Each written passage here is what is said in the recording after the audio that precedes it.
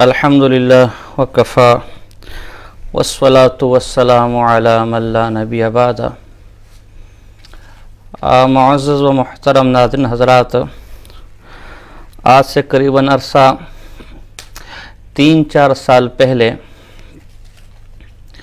اللہ رب العزت نے محمد بن عبدالوہاب نجدی رحمہ اللہ کی کتابیں پڑھنے کی توفیق عطا فرمائی، اور اس کے بعد یہ عقدہ کھلا کہ ان کے متعلق جو رائے حضرت فقیہ الاسر حضرت مولانا رشید گنگوئی صاحب رحمہ اللہ، اور پھر مناظر اسلام فاتح رضا خانی حضرت مولانا منظور نعمانی صاحب رحمہ اللہ، قاری طیب صاحب رحمہ اللہ، شیخ الحدیث مولانا زکریا صاحب رحمہ اللہ، اور اس کے بعد جو بھی جمہور علماء دیوبند ہے ان کی رائے وہی صحیح اور صواب ہے۔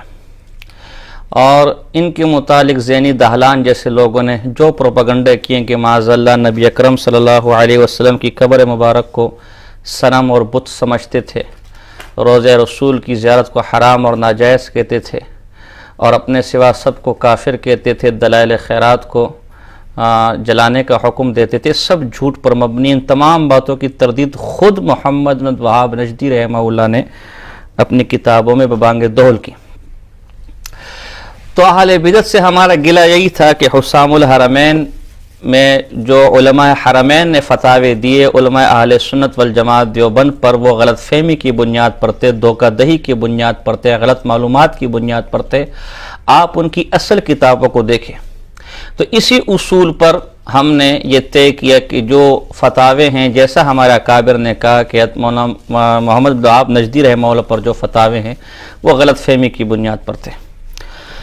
ہم نے یہ کتاب کئی اہل بدعت کو بھیجی، اپنے لوگوں کو بھیجی، اور ان سے گزارش کی کہ جو الزامات زینی دہلان نے لگائے ہیں ہمیں اس کا ثبوت دے، یا شیخ کی اپنی کسی کتاب سے نبی اکرم صلی اللہ علیہ وسلم کی گستاخی ہمارے سامنے پیش کرے۔ بحمداللہ 4 سال ہو گئے، اور اس کے بعد میں نے ایک دفعہ دوبارہ تمام کتابوں کو، مردان کے ہمارے بہت مستند عالم ہیں ان کی گزارش پر، ایک دفعہ میں نے دوبارہ بھی ان تمام کتابوں کو بالاستیاب شیخ کی دیکھا، اور ببانگ دہل میں کہتے ہیں انشاءاللہ قیامت قائم ہو جائے گی، لیکن محمد بن عبدالوہاب نجدی رحمہ اللہ کی کتاب سے کسی قسم کی نبی اکرم صلی اللہ علیہ وسلم کی ذات کے متعلق وہ گستاخیاں جو اہل بدعت نے پھیلائی ہوئی ہیں اس دیار کے اندر، وہ ثابت نہیں کیا جا سکتا۔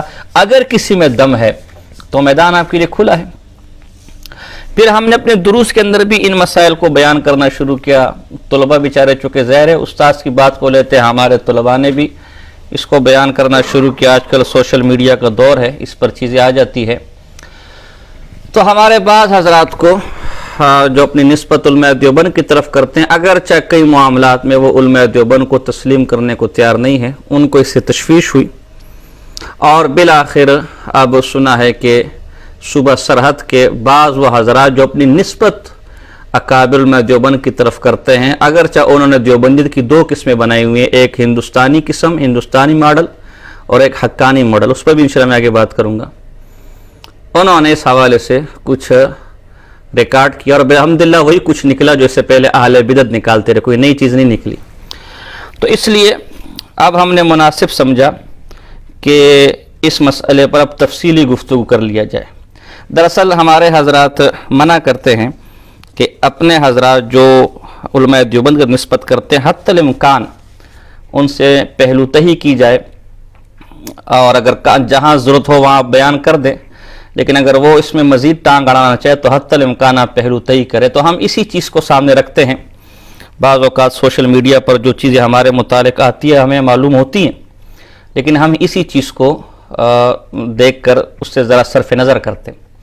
اس کا یہ مطلب نہیں کہ ہمیں ہمارے موقف پر شرح صدر نہیں، ہمارے پاس دلائل نہیں۔ انشاءاللہ ہم اپنے علماء کا، اپنے مشائخ کا، اپنے بزرگوں کے خادم ہیں، لیکن جس موقف کو اکابر کی عبارات کی روشنی میں اپنا لیا تو اس پر دلائل بھی رکھتے، اور انشاءاللہ آج معلوم بھی ہو جائے گا۔ ہمارے پشتوں میں کہتے ہیں تب بچہ اختہ نہیں۔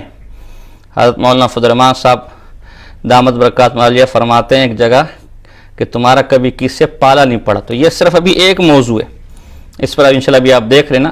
جن حضرات کو شیخ الاسلام والمسلمین امام ابن تیمیہ رحمہ اللہ پر ہمارے موقف سے متعلق تکلیف ہے یا کوئی اور موقف ہے، تو ابھی یہ صرف ٹرائل ہے انشاءاللہ۔ تو اس لیے آپ اپنے کام سے کام رکھیں، ہمیں اپنے کام سے کام رکھنے دیں۔ بہرحال یہ جو اس وقت ہمارے مخاطب ہوں گے وہ لوگ ہوں گے جو اپنی نسبت علماء دیوبند کی طرف کرتے اور علماء دیوبند کے اکابر کو اپنے لیے حجت سمجھتے ہیں۔ تو میں اسی حوالے سے چند گزارشات آپ کے سامنے پیش کروں گا۔ درس انشاءاللہ ہمارا ذرا تفصیلی ہوگا، اس لیے تسلی کے ساتھ جب آپ کو موقع ملے آپ اس کو تسلی کے ساتھ ایک دفعہ مکمل ضرور دیکھیں۔ انشاءاللہ انصاف پسند آدمی کے لیے کافی ہے، اور متعصب کے لیے وہ ہمارے بس میں اس کا معاملہ نہیں ہے۔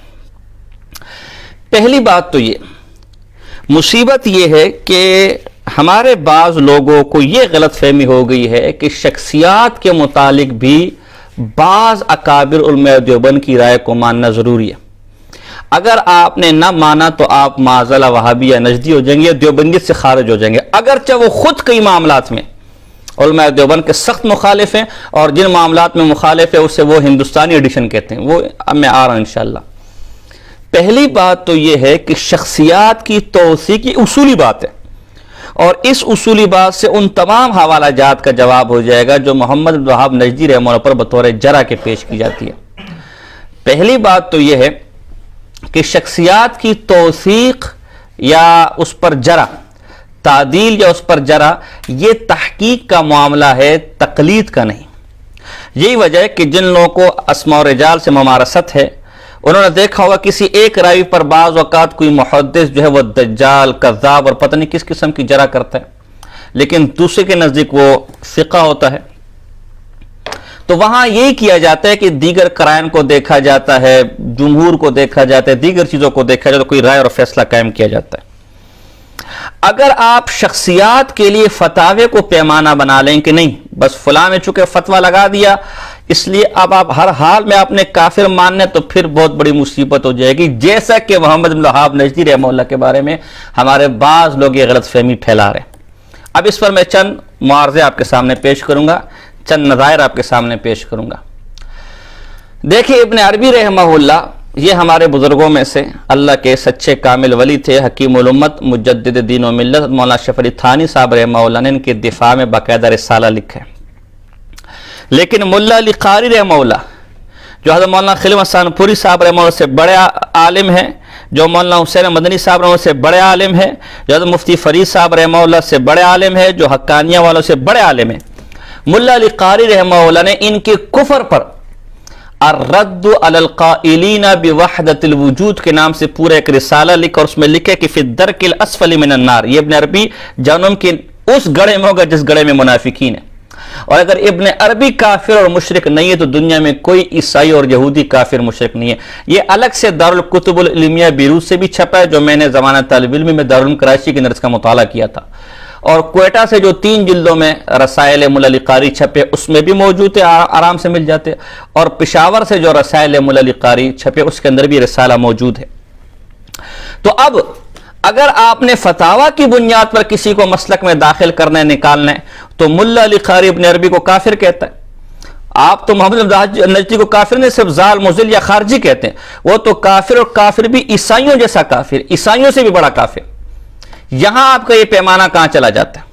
اگر یہاں آپ یہ تعویل کر سکتے کہ ملا علی قاری نے پوری کتاب لکھ دی ہے لیکن غلط فہمی کی بنیاد پر لکھ دی ہے، تو اگر کسی نے 2 ورقے محمد بن وہاب نجدی کے خلاف لکھ دیے تو بھی کوئی آسمان کا صحیفہ نہیں ہے، وہاں پر بھی غلطی ہو سکتی ہے۔ مزے کی بات یہ ابن عربی رحمہ اللہ اس اپنا ملا علی قاری رحمہ اللہ اس ابن عربی کو کافر کہتے ہیں، اس کو آپ کافر ماننے کو تیار نہیں۔ اور امام ابن تیمیہ رحمہ اللہ، یہ جمع الوسائل ہے، شمائل کی شرح ہے، امام ابن تیمیہ رحمہ اللہ اور امام ابن قیم رحمہ اللہ، ان کو صفحہ نمبر 246، اور یہ چھپے بھی آپ کی پشاور سے، جن کے نزدیک آپ کے نزدیک تو دیوبندیت وہی جو پشاور کے اندر ہے یا جو ہے صوبہ سرد کے اندر ہے، اس کے علاوہ تو کوئی دیوبندیت ہی نہیں ہے۔ صفحہ نمبر 246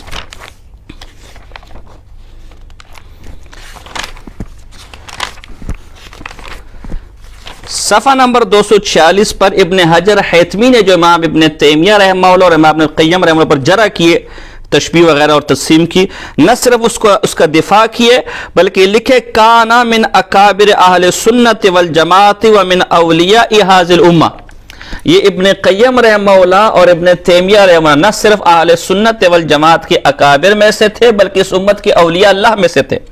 تو ابن عربی کو یہ کافر کہتے ہیں، اسے آپ مسلمان کہتے ہیں، اور ابن تیمیہ ابن قیم کو اکابر اہل سنت اولیاء میں سے مانتے ہیں، انہیں آپ گمراہ کہتے ہیں. تو جہاں ہاں ہے وہاں پر بھی آپ کی ہاں نہیں، اور جہاں نہ ہے وہاں پر بھی آپ کی نہ نہیں. اس کے باوجود بھی آپ ہٹے کٹے حنفی ہیں، آپ نہ وہابی ہیں نہ نجدی ہیں. تو اگر ہم نے بالفرض شیخ الاسلام والمسلمین مولانا حسین مدنی صاحب رحمہ اللہ کے فتوے سے اختلاف کر لیا یا المحنث کے شخصیات کے متعلق فتوے سے اختلاف کر لیا تو ہماری دیوبندیت پر بھی کوئی اثر نہیں پڑتا. حوالہ انشاءاللہ آگے آ رہا ہے. یہ ایک حوالہ ہو گیا. اسی طرح ابن عربی رحمہ اللہ کو یہ الوافی کے اندر جلد 4 صفحہ نمبر 125 پر شیخ سو کذاب اور مقبول لکھا ہے.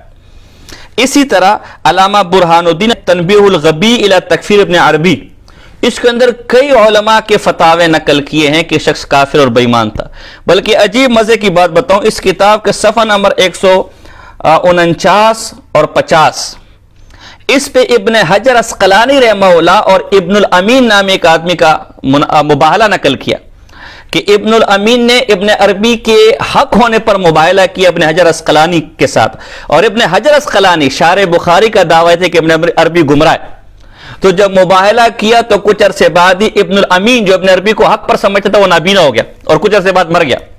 تو ہمارے حضرات تو مباہلہ کو حق سمجھتے کہ بھی مباہلہ کرو، یہاں مسئلہ ہوا نہیں جی مباہلہ کرو، آگ میں کودتے.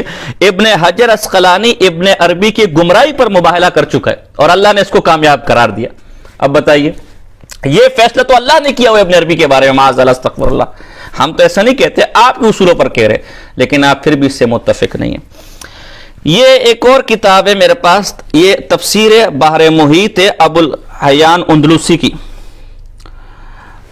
اس کی جلد نمبر ہے 8 اور صفحہ نمبر 112 113 ہے میرے پاس. صفحہ نمبر 112 اور 113 اور یہ سورہ مائدہ کی آیت نمبر 17 ہے. اس میں لکھتے وَمِن بَعْضِ تَقَادَاتِ النَّصَارَى استنبط من تستر بالاسلام ظاہرا وانتماء الى الصوفیہ. نصارہ کے بعض عقیدے ان لوگوں نے اپنا لیے جنہوں نے اسلام کا لبادہ اوڑھا ہوا ہے اور اپنی نسبت حلولی تصوف کی طرف کرتے ہیں. ان میں سے کون کون ہیں جو نصارہ والے عقیدے پر ہیں اور لبادہ اسلام کا اوڑھا ہوا ہے؟ کہ ان ملحدوں میں سے، ملحد کا لفظ استعمال کیا، ایک ابن عربی ہے اور ایک حلاج منصور ہے، اور ان دونوں کو آپ اپنا بزرگ کہتے ہیں. تو یہ تو انہیں ملحد کہہ رہا ہے، یہ تو انہیں عقیدے کے اعتبار سے نصرانی کہہ رہا ہے. تو کیا آپ اس فتوے کو ماننے کو تیار ہیں؟ اور اگر غلط کہتے تو کیوں کہتے ہیں؟ اور اگر یہ فتویٰ غلط ہو سکتا ہے تو ہم اگر محمد وہاب نجدی رحمہ اللہ کے بارے میں کسی فتوے کو غلط کہیں تو آپ کو تکلیف کیوں ہے؟ اس طرح قریباً ابن عربی رحمہ اللہ کی تکفیر پر میں 20 کے قریب کتابیں صرف پیش کر سکتا ہوں. فتاوی جات تو زان لا دنیا دا، لیکن اس کے باوجود ان تمام فتووں کو آپ نے ردی کی ٹوکری میں ڈالا ہوا ہے. ان تمام فتووں کو آپ تسلیم کرنے کے لیے تیار نہیں ہیں. کیوں نہیں ہیں؟ اگر آپ نے فتاوی کی بنیاد پر، شخصی فتاوی کی بنیاد پر آپ نے فیصلہ کرنا کہ کون وہابی اور کون نجدی ہے، یہ سارے حضرات ابن عربی کی تکفیر کر رہے ہیں، پھر ان کا انکار کر کے آپ نصرانی ہوئے کہ نہیں ہوئے؟ کہ یہ جس کو نصرانی کہہ رہے ہیں، یہ جس کو یہودی کہہ رہے ہیں، آپ اسے اللہ کا ولی کہہ رہے ہیں، تو ان کے فتووں سے تو آپ نصرانی ہوئے معاذ اللہ، ان کے فتووں سے تو آپ یہودی ہوئے معاذ اللہ. آگے چلیے، منصور اللہ چند فتاوے میں نے نقل کیے، 20 فتاووں کی ذمہ داری لیتا ہوں. کسی کو شوق ہو، ماننے والے کے لیے ایک بھی کافی ہے اور نہ ماننے کے لیے 1000 بھی نہیں، 20 کی ذمہ داری لیتا ہوں. انشاءاللہ اگر تلاش کروں گا تو اس سے بھی زیادہ نکل آئیں گے. منصور حلاج رحمہ اللہ، میں بھی اس کو بزرگ مانتا ہوں، اس لیے کہ میرا قابل اس کو بزرگ مانتے ہیں، حضرات بھی بزرگ مانتے ہوں گے. یہ البدایہ والنہایہ ہے میرے پاس، اور اس کی جلد نمبر 11 ہے میرے پاس، صفحہ نمبر 133 ہے. اس کے اندر لکھا ہے کہ اما الفقهاء فحكي عن غیر واحد من الائمہ اجماعهم على قتله وانه كان كافرا. اس کے زمانے کے تمام فقہاء کا، آپ تو مشکل سے 20-25 مولوی پیش کر دیں گے نا، مشکل سے محمد بن وہاب نجدی پر. منصور حلاج کے زمانے کے تمام فقہا کا اس کے کفر پر، اس کے قتل پر، اس کے مرتد ہونے پر اجماع تھا. ابن کثیر رحمہ اللہ نقل کر رہے ہیں، لیکن کوئی ماننے کو تیار ہے. اور ایسے ابن کثیر نہیں ہے، تاریخ بغدادی وغیرہ دیگر کے حوالے میں پیش کر سکتا ہوں. آگے لکھا ہے کہ ایک شخص کا واقعہ لکھا ہے عمر بن عثمان مکی کا کہ کنت اماشی حلاج فی بعض ازقات مکہ وکنت اقرأ القرآن، کہ میں اس کے ساتھ ذرا مکہ کی کسی گلی وغیرہ میں چل رہا تھا اور قرآن پڑھ رہا تھا. فسمع قراءتی، انہوں نے قرآن سے سنا. تو اس منصور حلاج نے کیا کہا؟ قال یمکننی ان اقول مثل ھذا ففارقت، کہ انشاءاللہ مجھے امید ہے کہ میں اس طرح ایک کلام تیار کر کے لے کر آ سکتا ہوں. تو کہا میں نے کفر سنا، یعنی قرآن جیسا کلام میں پڑھ سکتا ہوں، میں کہہ سکتا ہوں. تو میں نے جب یہ کفر سنا تو وہیں چھوڑ کے چلا گیا. اسی طرح اللہ اکبر، اسی منصور حلاج کے بارے میں سند کے ساتھ لکھا ہے کہ ایک دفعہ آیت ایک میں نے اللہ کی کتاب سے پڑھی تو فرمایا یمکننی ان اؤلف مثلہ واتکلم بہ، کہ انشاءاللہ اس جیسی آیت قرآن کی میں بھی پڑھ سکتا ہوں اور میں بھی کہیں سے لکھ کر لے کر آ سکتا ہوں معاذ اللہ. اسی طرح ابو یعقوب اقتا کا واقعہ لکھا ہے کہ میں نے اپنی بیٹی کا نکاح اس منصور حلاج کے ساتھ کیا کہ اس کو میں نے سیرت کے اعتبار سے، صورت کے اعتبار سے اچھا دیکھا. لیکن فرمایا فبان علی بعد مدت یسیرت انہ ساحر محتال خبیث کافر. کچھ ہی عرصے بعد جب میں نے اپنی بیٹی اس کے نکاح میں دی، کچھ ہی عرصے بعد مجھ پر کھلا ایک نمبر کا جادوگر ہے، حیلہ باز ہے، فراڈی ہے، دھوکہ باز ہے، خبیث ہے، کافر ہے. اور یہ کئی حوالے میں نقل کر سکتا ہوں، اور سوال البدایہ سے نہیں، کئی کتابوں سے میں نقل کر سکتا ہوں. تو اب آپ بتائیں اگر آپ نے فتووں کی بنیاد پر کسی کو داخل کرنے، کسی کو وہابی اور کسی کو نجدی بنانا ہے تو ذرا آپ ہمت کریں اور منصور حلاج کو آپ بھی ذرا کافر و خبیث کہہ کے دکھائیں. یہ ابھی دو پیش کیے، یہ پوری ایک لسٹ ہے انشاءاللہ بزرگوں کی. ہاں تیسرا اب آپ کو عجیب بات بتاؤں، یہ مرام الکرام سامنے الماری کے اندر پڑی ہوئی ہے، چونکہ سب کتابیں یہاں دفتر میں میرے پاس نہیں، مدرسے کا دفتر ہے. تو عبدالعزیز پرہاروی رحمہ اللہ نے ابن عربی کے حوالے سے مرام الکلام کے اندر نقل کیا ہے کہ فرعون کو ابن عربی شہید کہتا تھا، کہ یہ شہید مرا ہے. عجیب، دیکھو عجیب معاملات ہے. جس کا کفر قرآن میں منصوص ہے، جس کے کفر کا منکر کافر ہے، ابن عربی اسے نہ صرف مسلمان کہہ رہا ہے بلکہ کہہ رہا ہے دریا میں جب غرق ہوا تو شہید ہو گیا، جس لئے کہ ایمان کے ساتھ غرق ہوا ہے. اس سب کے باوجود ابن عربی آپ کے ہاں بزرگ ہے. اور محمد بن وہاب نجدی کی جس کے کفر پر معاذاللہ کوئی قرآن بھی نہیں ہے، کوئی نص قطعی بھی نہیں ہے، وہ چیخ چیخ کر، رو رو کر، لکھ لکھ کر آپ کو دے رہے کہ بابا یہ عقیدے جو میری طرف منسوب کیے جا رہے عقیدے میرے نہیں ہیں، میں خود اسے کفر کہتا ہوں، میں نے اپنی کتاب میں نقل کیے محمد بن وہاب نجدی کے عقائد و نظریات. اسے آپ کافر بنانے پر تلے میں. جس کو کافر قرآن نے کہا ہے ابن عربی اس کو شہید کہتا ہے، ابن عربی پھر بھی اٹا کٹا مسلمان. تو محمد بن وہاب نجدی کے کفر پہ کوئی قرآن کی آیت نازل ہوئی ہے؟ یہ ایک اور جلال الدین متکلم ہے بہت بڑے، امام جلال الدین دوانی، انہوں نے ایمان فرعون، یہ نرالی چیز، فرعون کے ایمان پر پوری کتاب لکھی ہوئی ہے. یعنی ایک ہنسی والی بات ہے، ساتھی بھی اثر ہے، ایک نئی چیز ان کے سامنے ہی. فرعون کے ایمان پر پوری کتاب لکھی ہوئی ہے. جس کے کفر پر قرآن نازل ہوا ہے اس کے ایمان پر کتابیں لکھی جا رہی ہیں. اور محمد وہاب نجدی رحمہ اللہ جو رو رو کر کہہ رہے کہ میں مسلمان ہوں، اس کے کفر پر کتابیں لکھی جا رہی ہیں. یا خدا یا جو ہے نا. تو اگر آپ نے ان چیزوں کو بنیاد بنانا ہے پھر تو آپ فرعون کے ایمان کے قائل ہو، نہیں تو آپ پکے بزرگوں کے منکر ہیں، پکے وہابی ہیں کہ ابن عربی جیسا بزرگ تو فرعون کے ایمان کو لکھ رہا ہے، اور امام جلال الدین دوانی جیسا متکلم فرعون کے ایمان کو لکھ رہا ہے. اچھا، علامہ تفتزانی رحمہ اللہ کے شاگرد علاء الدین بخاری رحمہ اللہ نے ابن عربی کے کفر پر پوری کتاب لکھی ہے. یہ شامی لے کر پھرنے والوں، علامہ تفتزانی کا شاگرد کتابیں لکھ رہے ہو تو متکلم میں یہ بھی نہیں کہہ سکتے کہ عقیدے کو پتہ نہیں تھا. تو لیکن کوئی بھی اس کو ماننے کو تیار نہیں ہے، کوئی بھی اس کو تسلیم کرنے کو تیار نہیں ہے. ایک اور فتاوی فریدیہ جلد اول کے اندر مولانا غلام اللہ خان صاحب، اسی طرح مفتی کفایت اللہ صاحب دہلوی رحمہ اللہ نے کفایت المفتی جلد نمبر 1 صفحہ نمبر 325 پر مرزائیوں کو، جو نسلی مرزائی ہیں، یعنی ایک تو وہ مرزائی تھے جو پہلے مسلمان تھے پھر مرزا غلام محمد قادیانی پر ایمان لے کر آئے، ایک وہ مرزائی ہیں جو پیدا ہی مرزائی ہوئے ہیں، ان کو اہل کتاب میں سے شمار کیا. جیسے نصارہ اہل کتاب ہے، یہود اہل کتاب ہے، ان سے نکاح بھی جائز ہے، ان کا ذبیحہ بھی جائز ہے، ایسے نسلی مرزائیوں کو اہل کتاب میں شمار کیا۔ آپ ماننے کو تیار ہو؟ آپ کہو کہ نسلی جو مرزائی ہے، جو بچہ مرزائی پیدا ہوا ہے، وہ ہمارا اہل کتاب بھائی ہے، جیسے یہودی عیسائی ہمارا اہل کتاب، ان کا ذبیحہ حلال ہے، کھاؤ پھر مرزائیوں کے ذبیحہ۔ کیا کہیں گے آپ یہاں پر؟ اسی طرح کفایت المفتی ہے میرے پاس اور جلد نمبر 9 ہے، یہ کفایت المفتی ہے اور جلد نمبر 9 ہے، پرانا ایڈیشن ہے میرے پاس، مکتب امدادیہ ملتان۔ اس کے صفحہ نمبر 439 کو ذرا پڑھو۔ جمعیت علماء اسلام جس کی طرف آج وہ لوگ نسبت اپنی کرتے ہیں کہ ہمارا تعلق جماعت کے ساتھ بھی ہے، جو اس بنیاد پر لوگوں کو وہابی اور نجدی بنا رہے ہیں کہ محمد بن وہاب نجدی رحمہ اللہ کو مسلمان یا اچھا آدمی کہہ دیا، یہ جمعیت علماء اسلام کے بارے میں کیا لکھ رہے ہیں مفتی کفایت اللہ دہلی صاحب؟ میں اس کو نقل نہیں کرتا، خواہ مخواہ میں دیگر لوگ اس کو پڑھ کے انتشار پھیلیں گے، آپ خود پڑھیں اور جواب دیں کہ جمعیت علماء اسلام کے بارے میں جو کچھ اس کے اندر لکھا ہے، جس کی طرف آپ نسبت بھی اپنی کرتے ہیں مفتی کفایت اللہ دہلی صاحب رحمہ اللہ، کیا آپ اس سے متفق ہیں؟ اور اگر نہیں اور یقیناً نہیں تو یہ آپ کی دیوبند کون سی بولٹ پروف اور بم پروف دیوبندیت ہے کہ آپ اتنے کھلے کھلے فتاوے سے منکر ہو جائے پھر بھی ہٹے کٹے دیوبندی رہیں؟ اور اگر کوئی اکابر علماء دیوبند کی آراء کی روشنی میں محمد بن وہاب نجدی رحمہ اللہ کو مسلمان اور اچھا آدمی کہہ دے، وہ وہابی اور نجدی بن جاتا ہے؟ یہ ابھی میں بتاتا ہوں وہابی نجدی بنتا کون ہے۔ خلاصہ کلام یہ کہ شخصیات کی بنیاد پر رائے کا اختلاف ہو سکتا ہے، کیوں کہ اس کے ساتھ نہ ہمارے عقیدے کا مسئلہ وابستہ ہے، نہ فروعات کا مسئلہ وابستہ ہے۔ جس آدمی کے پاس جیسی اطلاعات پہنچی اس کے مطابق نظریہ قائم کر لیا۔ ایک شخص کے بارے میں اچھی نظریہ پہنچا، اس کے مطابق نظریہ قائم کر لیا۔ ایک شخص کے پاس برا نظریہ پہنچا، اس کے مطابق نظریہ قائم کر دیا۔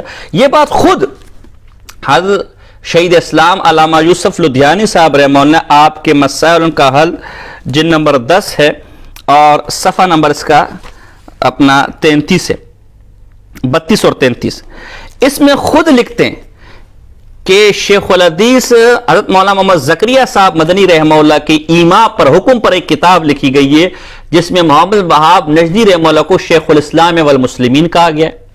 مولانا رشم گنگوئی صاحب رحمہ اللہ بھی ان کو اچھا آدمی کہتے ہیں، جبکہ ہمارے بعض بزرگ جیسے شیخ الاسلام والمسلمین حضرت مولانا حسین مدنی صاحب رحمہ اللہ شاہ ابو ثاقب ان کو برا بلا کہا ہے۔ تو اب ہم کس کی مانیں؟ تو خود علامہ لدھیانی صاحب رحمہ اللہ نے کیا زبردست اور اصولی جواب دیا۔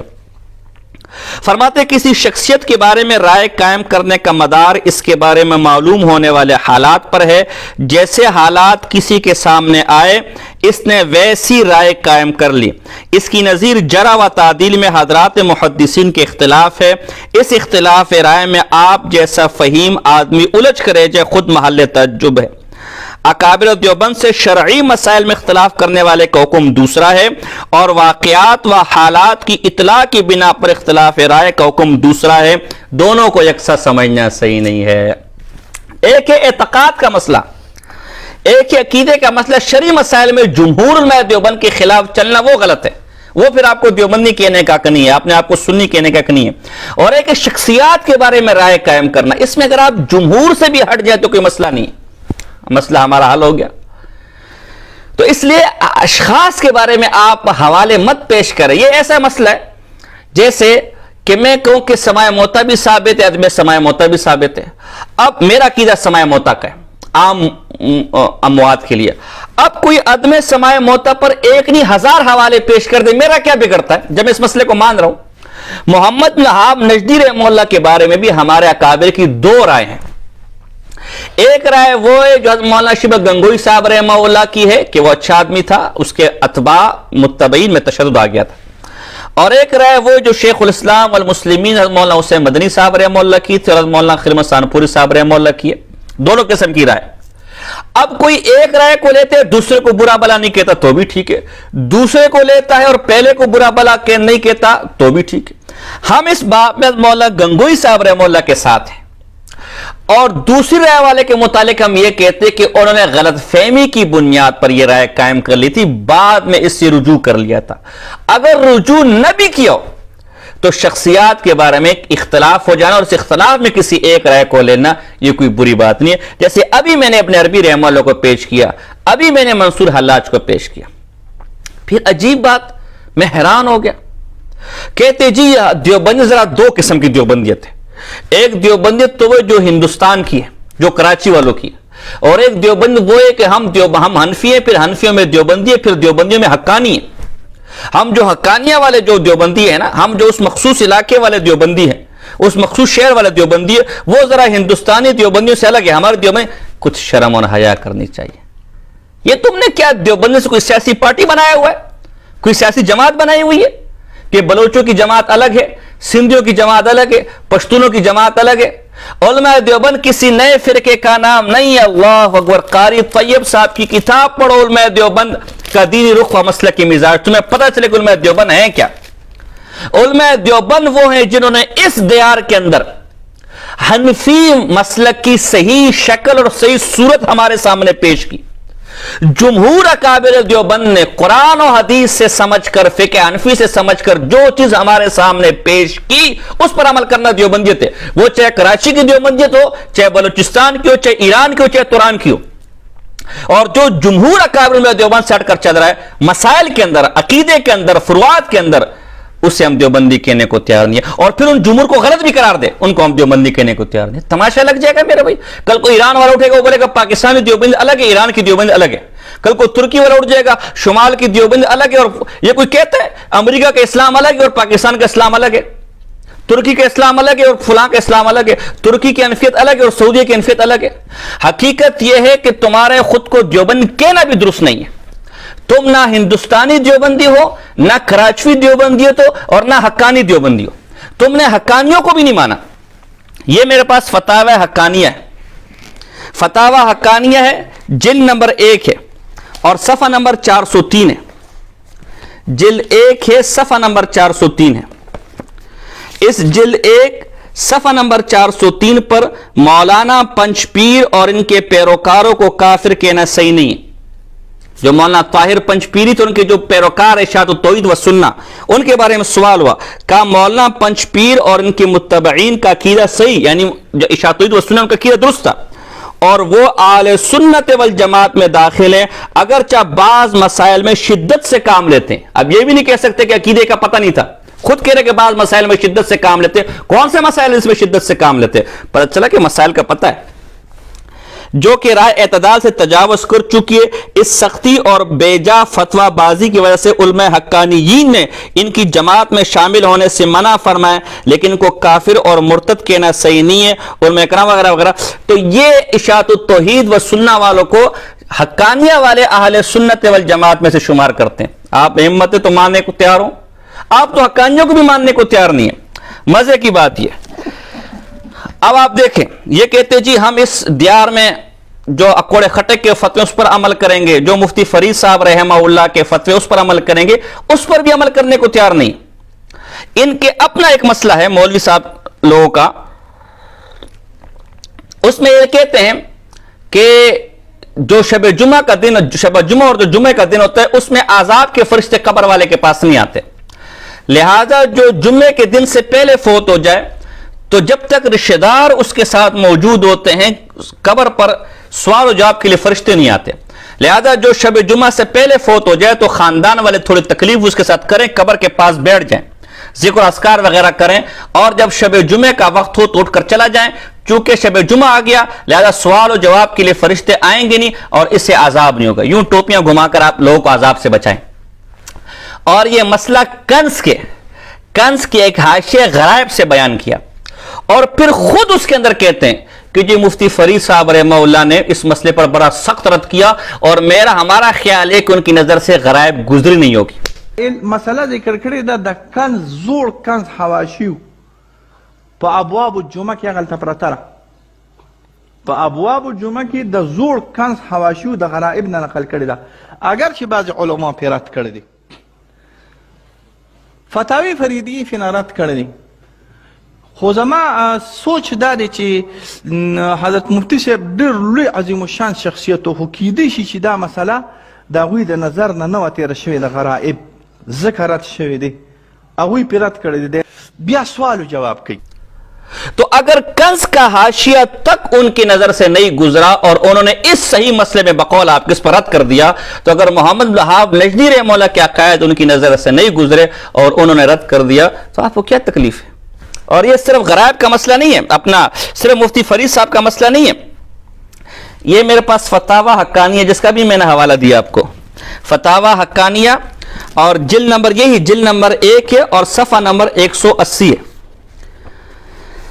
صفحہ نمبر 180 پر اسی مسئلے کے بارے میں کیا رکھتے ہیں کہ اسی طرح غرائب بھی غیر، یہی مسئلہ ہے، کہتے اسی طرح غرائب بھی غیر مشہور کتاب ہے جس کے مصنف کا حال بالکل نامعلوم ہے، اس لیے اس کے مسائل بھی قابل اعتماد نہیں سمجھے جاتے.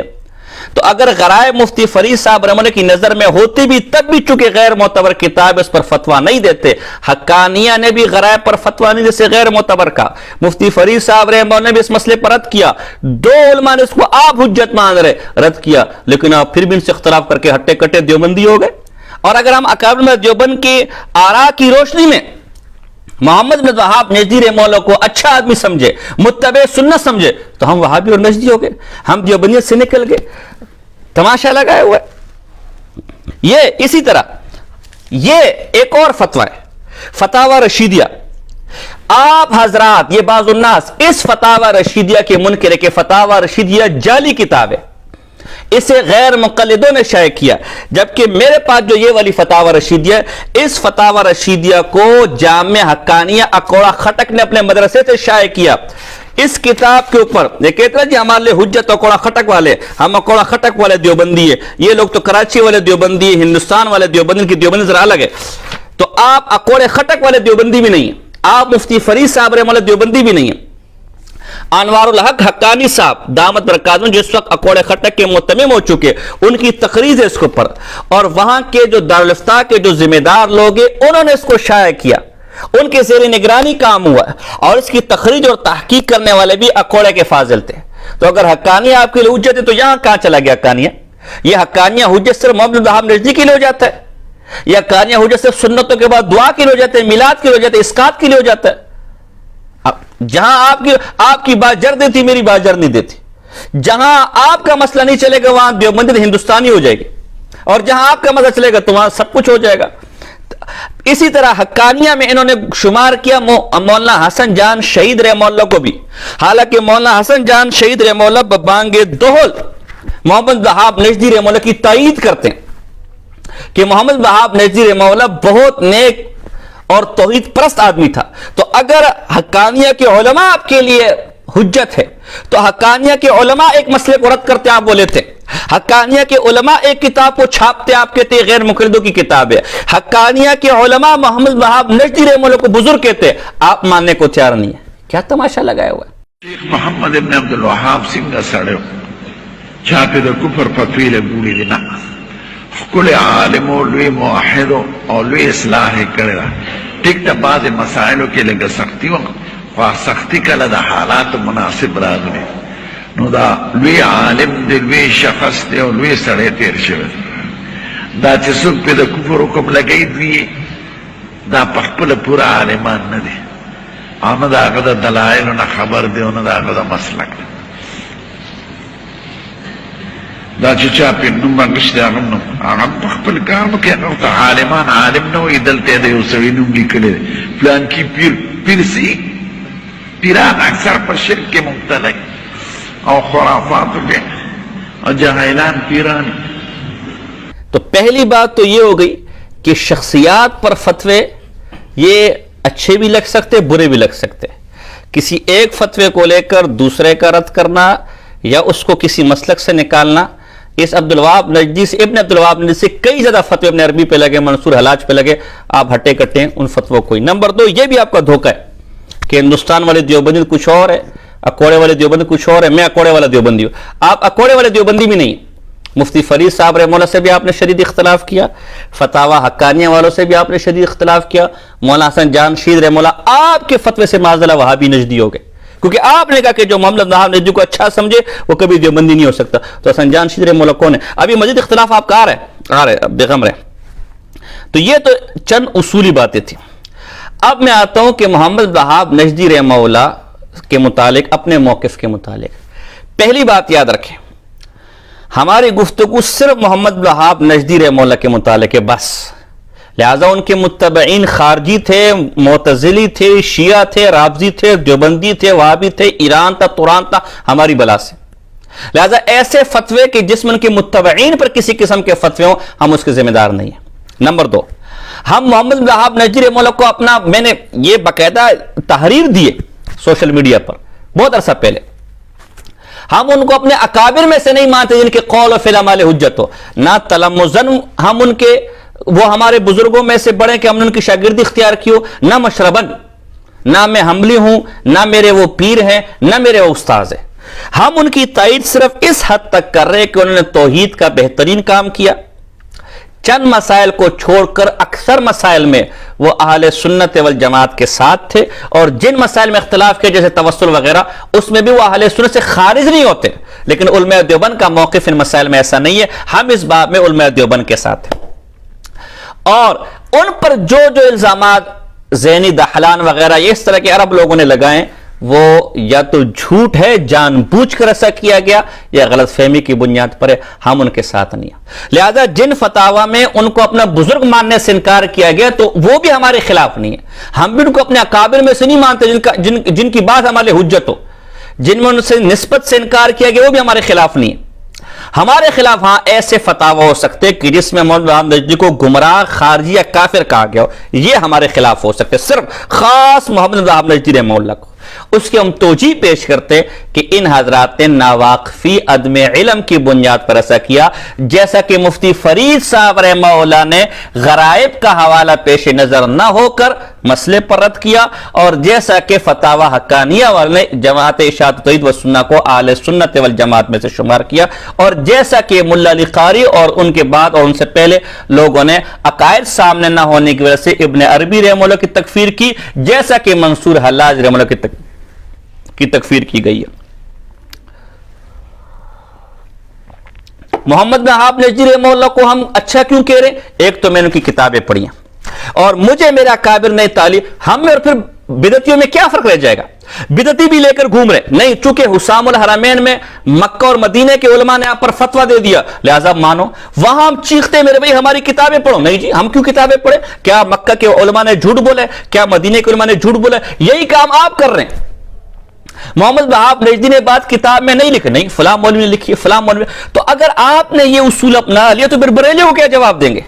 پھر بدعتیوں کیا جواب دیں گے؟ لہذا محمد وہاب نجدی رحمہ اللہ کو ہم گمراہ اس لیے ماننے کو تیار نہیں کہ میرے اکابر میں سے کئی اس کو گمراہ نہیں مانتے، نمبر 2 میں نے خود ان کی کتابوں کا مطالعہ کیا، یا اللہ کی قسم کھا کر کہتا ہوں، اب کا مجھے پتہ نہیں، جب تک میں ان لوگوں سے رابطے میں تھا ان پر فتوے لگانے والوں نے ایک آدمی تک نے مطالعہ نہیں کیا عبدالوہاب نجدی کا، ابن عبدالوہاب نجدی کا۔ حالت یہ ہے کہ کتاب التوحید جیسی بنیادی کتاب جو ہر مارکیٹ سے مل جائے گی، عربی میں بھی اردو میں، اس کتاب التوحید کے اندر نبی اکرم صلی اللہ علیہ وسلم کے روزے کی زیارت کو، سفر کو مستحبات میں سے شمار کیا کہ بہت اچھی بات ہے، اور ہمارے لوگوں نے پر یہ الزام لگایا کہ وہ تو روزہ رسول کی ذات کو بدعت کہتا تھا، ناجائز کہتا تھا۔ جب کتاب التوحید سے عدم واقفیت کا یہ حال ہے تو باقی کتابیں خاک تم لوگوں نے پڑھی ہوں گی، اور اس کے اقرار بھی لوگوں نے کیا کہ ہم نے نہیں پڑھی، لیکن فتوے لگانے کے لیے سب شعر بنے ہوئے۔ بہرحال سب سے پہلا حوالہ محمد وہاب نجدی رحمہ اللہ۔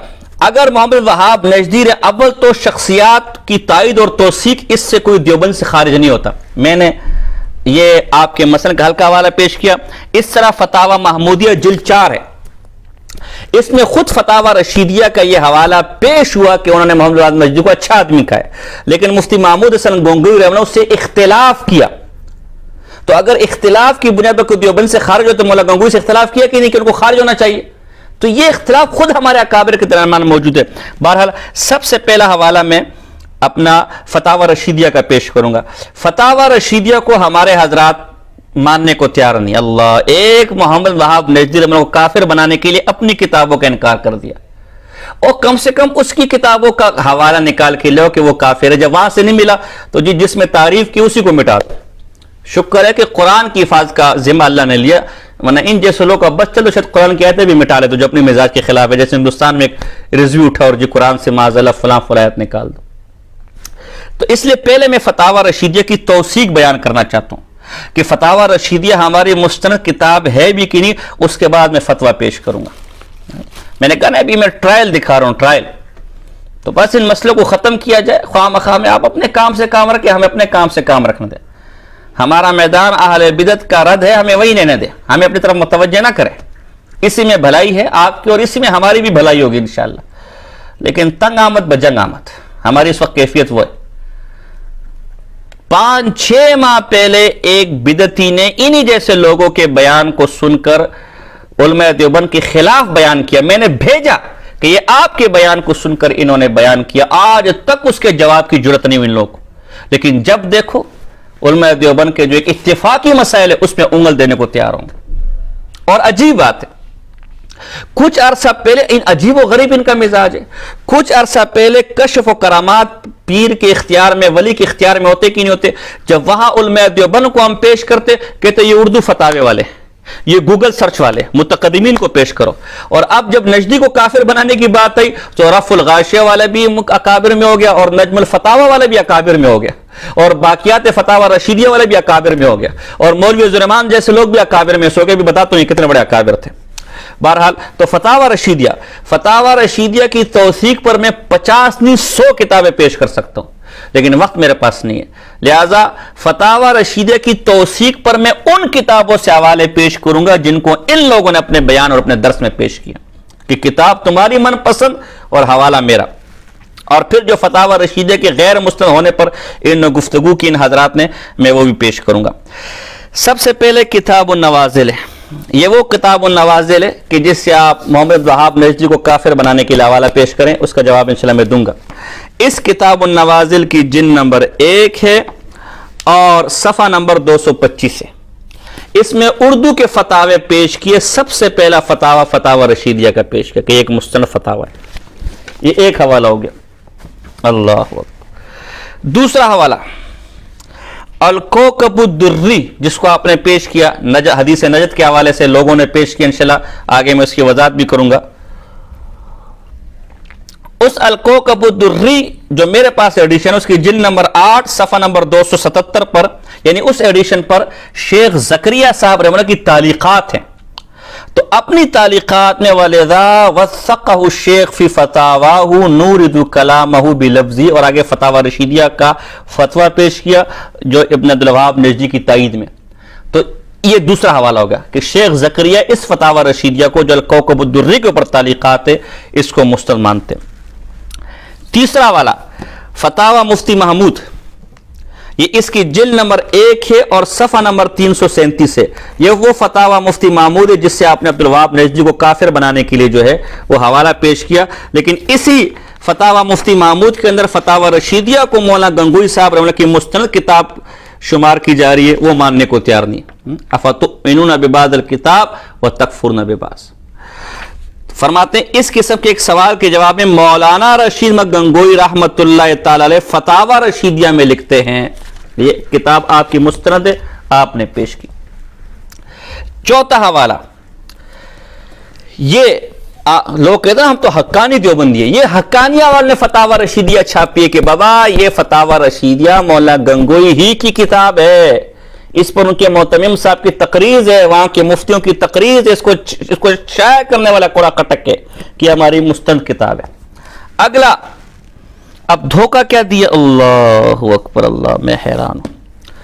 باقیات فتاوی رشیدیہ والے کو، مولانا نور حسن راشد کاندلی کو تو پہلے اپنا اکابر میں سے مانا، تو حضرت یہ ہم اثر عالم ہیں، بہت بڑے بزرگ ہیں، اکابر علماء دیوبند کا جتنا ذخیرہ نادر و نایاب ان کے پاس انشاءاللہ پورے ایشیا کے پوری دنیا میں کسی کے پاس نہیں ہوگا، لیکن یہ ان اصلاح کر لے ان اکابر میں سے نہیں ہے کہ جن کا قول و فعل ہمارے لیے حجت ہو، ان کی تحقیق پر کسی کو شک و شبہ نہیں ہے، تو ابھی بھی زندہ ہے، ابھی کے آدمی ہے۔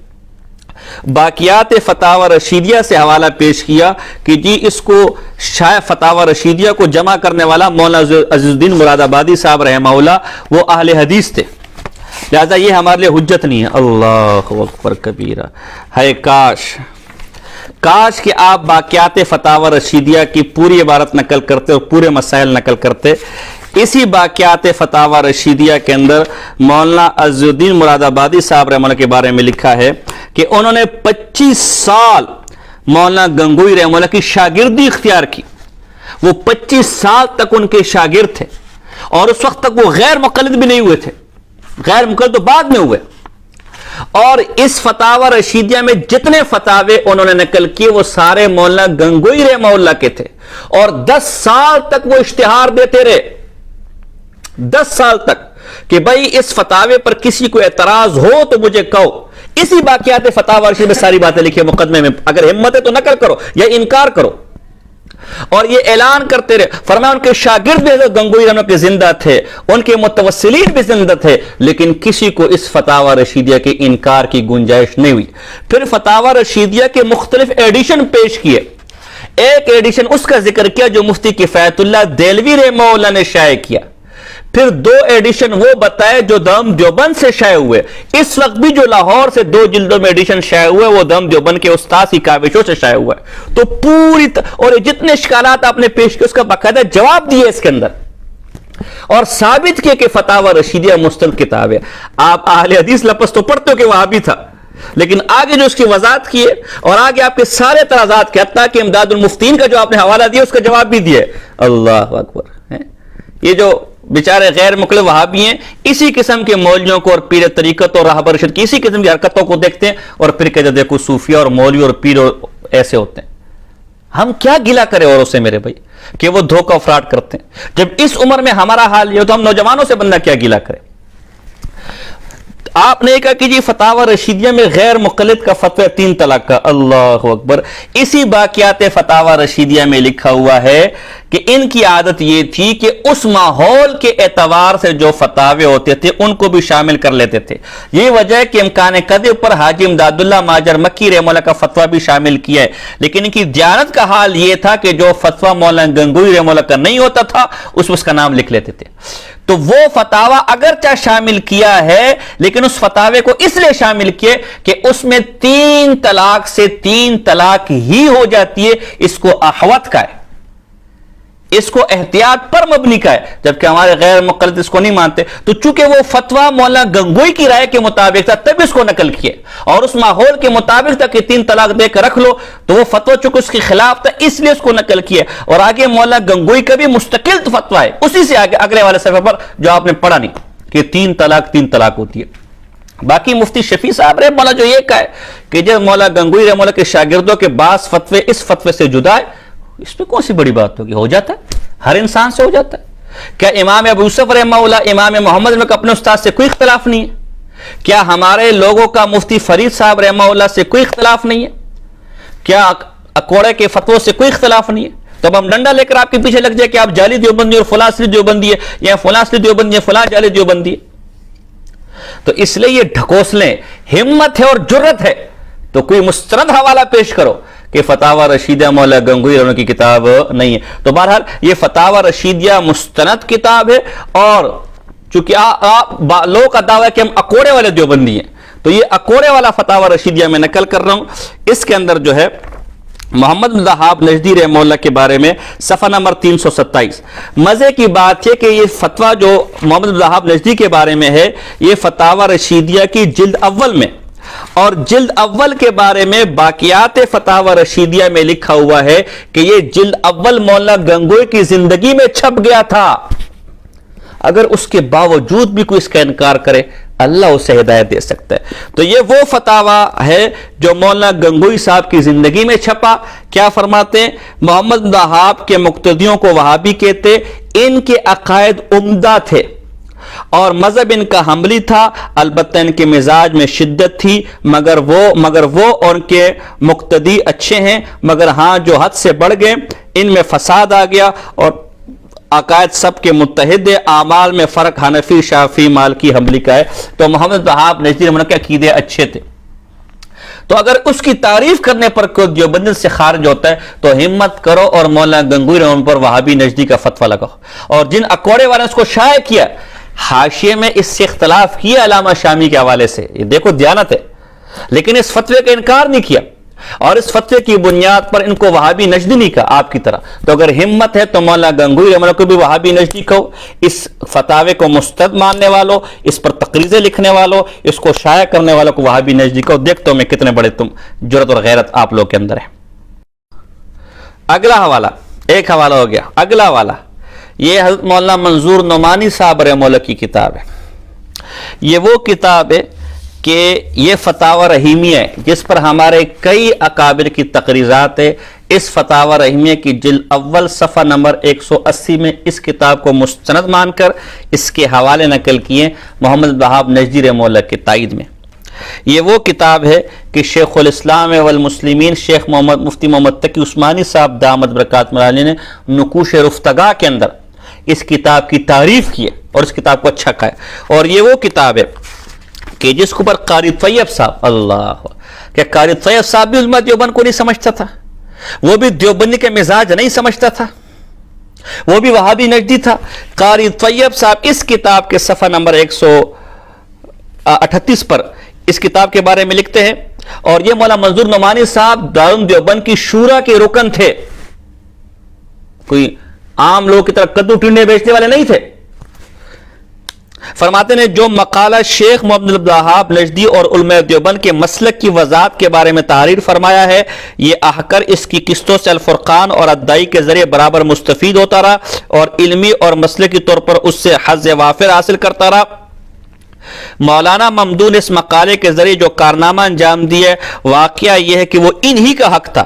ساتھ ہی برسوں کی میری وہ تمنا بھی پوری ہو گئی جسے میں بار بار مولانا ممدوح کی خدمت میں عرض کرتا رہا ہوں کہ وہ اس موضوع پر قلم اٹھائیں اور اس خلیج کو پاٹنے اور ان بدگمانیوں کو دور کرنے کی صحیح فرمائیں جو محض غلط اطلاعات اور غلط فہمیوں کی وجہ سے دین کی خادم اور توحید و سنت کے دائی، یہ محمد وہاب نجدی کے بارے میں کہہ رہے، دین کا خادم تھا، توحید و سنت کا حامی اور عالم اسلام کی دو اہم جماعتوں کے درمیان پیدا ہو گئی تھی. دین کے دائی ہیں، توحید و سنت کے خادم ہیں، اور وہ دو جماعتیں کون ہیں؟ ایک محمد وہاب نجدی رحمہ اللہ، دوسرے دیوبندی. ان کے درمیان غلط فہمی پیدا ہو گئی تھی. ان کو دور کرنے کے لیے میں خود لکھنا چاہتا تھا، لیکن اللہ جزائے خیر دے مولانا منظور نعمانی صاحب رحمہ اللہ کو انہوں نے یہ مسئلہ لکھ لیا. یہ وہابی نجدی ہے. یہ وہ کتاب ہے کہ جب چھپی تو مولانا زکریا صاحب رحمہ اللہ نے کیا لکھا، کیا کہا اس کتاب کے بارے میں؟ صفحہ نمبر 137، اس پورے مضمون کو جتنی جلدی ہو سکے مستقل کتابی شکل میں بھی شائع کر دیا جائے، اور اس کے 500 نسخوں کا میں پیشگی خریدار ہوں. 250 نسخے یہاں مدینہ منورہ بھجوا دیے جائے اور 250 سہارنپور. شیخ زکریا رحمہ اللہ ماجر بندی اس کے اولین خریدار تھے، اتنے سے مطمئن تھے. یہ وہابی نجدی ہے. اس کتاب کے اندر تفصیل کے ساتھ محمد وہاب نجدی رحمہ اللہ کے عقائد کو نقل کیا کہ ماں سوائے بعض عقائد میں ان کے نظریات وہی تھے جو علماء حق کے، جو علماء دیوبند کے. اور حضرت مولانا خلیل احمد سانپوری صاحب رحمہ اللہ اور شیخ الاسلام مولانا حسین مدنی صاحب رحمہ اللہ نے جو ان پر رد کیا وہ غلط فہمی کی بنیاد پر رد کیا. تو اگر یہ بات آج ہم وہابی نجدی کیسے ہو گئے؟ آپ یہ کہیں کہ آپ کی بات ہم تسلیم نہیں کرتے، ہمیں کوئی مسئلہ نہیں، لیکن اس بنیاد پر اگر ہمیں وہابی نجدی کہیں گے تو آپ کے دیوبند کی خیر نہیں ہے. زبان ہر ایک کے پاس ہے، ٹھیک ہے. لوگ پڑھتے ہوں گے دن میں 3000 صفحے پڑھتے ہوں گے، لوگوں کے پاس ہوگا 3-4 کروڑ کا کتب خانہ، لیکن ہمارا شمار بھی محنتی طلباء میں ہوتا ہے. ہم نے بھی گلیوں کے اندر گلے ڈنڈی نہیں کھیلے، پڑھا ہے زمانہ طالب علمی کے اندر. تو ایک اور مجھے بات یاد ہے کہ اسی فتاوی رشیدیہ کے بارے میں، اس فتاوی رشیدیہ سے آج یہ منکر ہو رہے، حالانکہ اس فتاوی رشیدیہ کو المحند علی المفند کے اندر مولانا گنگوئی کی کتاب شمار کیا ہے. اللہ اکبر. اگر ابن عبد الوہاب نجدی کو میں المحند کی روح سے نہ مانوں تو میری دیوبند گئی تیل لینے، اور فتاوی رشیدیہ کو یہ لوگ نہ مانے تو پھر بھی اٹے کٹے دیوبندی ہو گئے. تو بہرحال میں کتنے حوالے نقل کروں، میں پوری رات بھی درس دیتا رہا، یہ موضوع ختم نہیں ہوگا. میں نے بار بار کہا کہ میں نے ابھی ہاتھ بہت ہلکا رکھا ہے. یہ دوسرا حوالہ ہو گیا. تیسرا حوالہ، لوگوں نے تفسیر ساوی کو معتبر بنانے کے لیے موجودہ دارالعلوم دیوبند کا فتویٰ پیش کیا. کتنے عجیب و غریب دن آگے لوگوں پر ہے انصاف، ہے انصاف.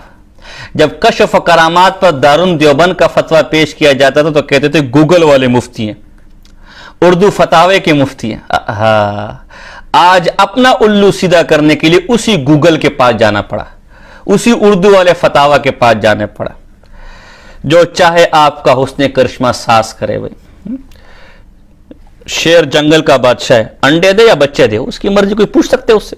تو اسی اصول پر ہم دارالعلوم دیوبند کے ایک فتویٰ آپ کے سامنے نقل کر رہے ہیں. فتویٰ نمبر ہے 68582. محمد عبدالوہاب نجدی کے عقائد کے بارے میں علماء دیوبند کی رائے جاننا چاہتا ہوں. جواب: شیخ محمد عبدالوہاب نجدی رحمہ اللہ اہل سنت والجماعت سے تعلق رکھتے تھے اور امام احمد بن حنبل رحمہ اللہ کی تقلید کرتے تھے.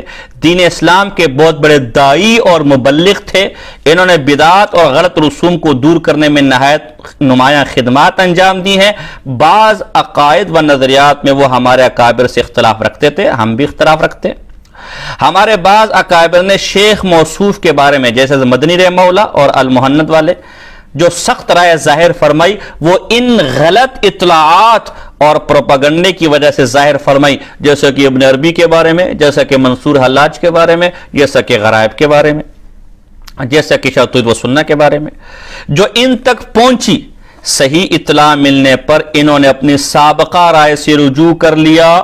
تفصیل کے لیے ملاحظہ ہو شیخ عبدالوہاب نجدی کے خلاف پروپیگنڈا اور ہندوستان کے علماء حق پر اس کے اثرات. یہ کتاب ساوی کی تائید کرے دارالعلوم دیوبند تو وہ صحیفہ آسمانی بن جاتا ہے، اور اس کتاب کی تائید کرے نہیں، یہ نجدیوں کی کتابیں ہم نہیں مانتے. میں نے سنا لوگوں سے کہ معاذ اللہ منظور نعمانی صاحب رحمہ اللہ جیسے آدمی کے بارے میں کہتے ہیں کہ اس پر بھی نجدیوں کے اثرات ہیں. معاذ اللہ، خدا تم لوگ کو ہدایت دے، خدا تم لوگ کو ہدایت دے.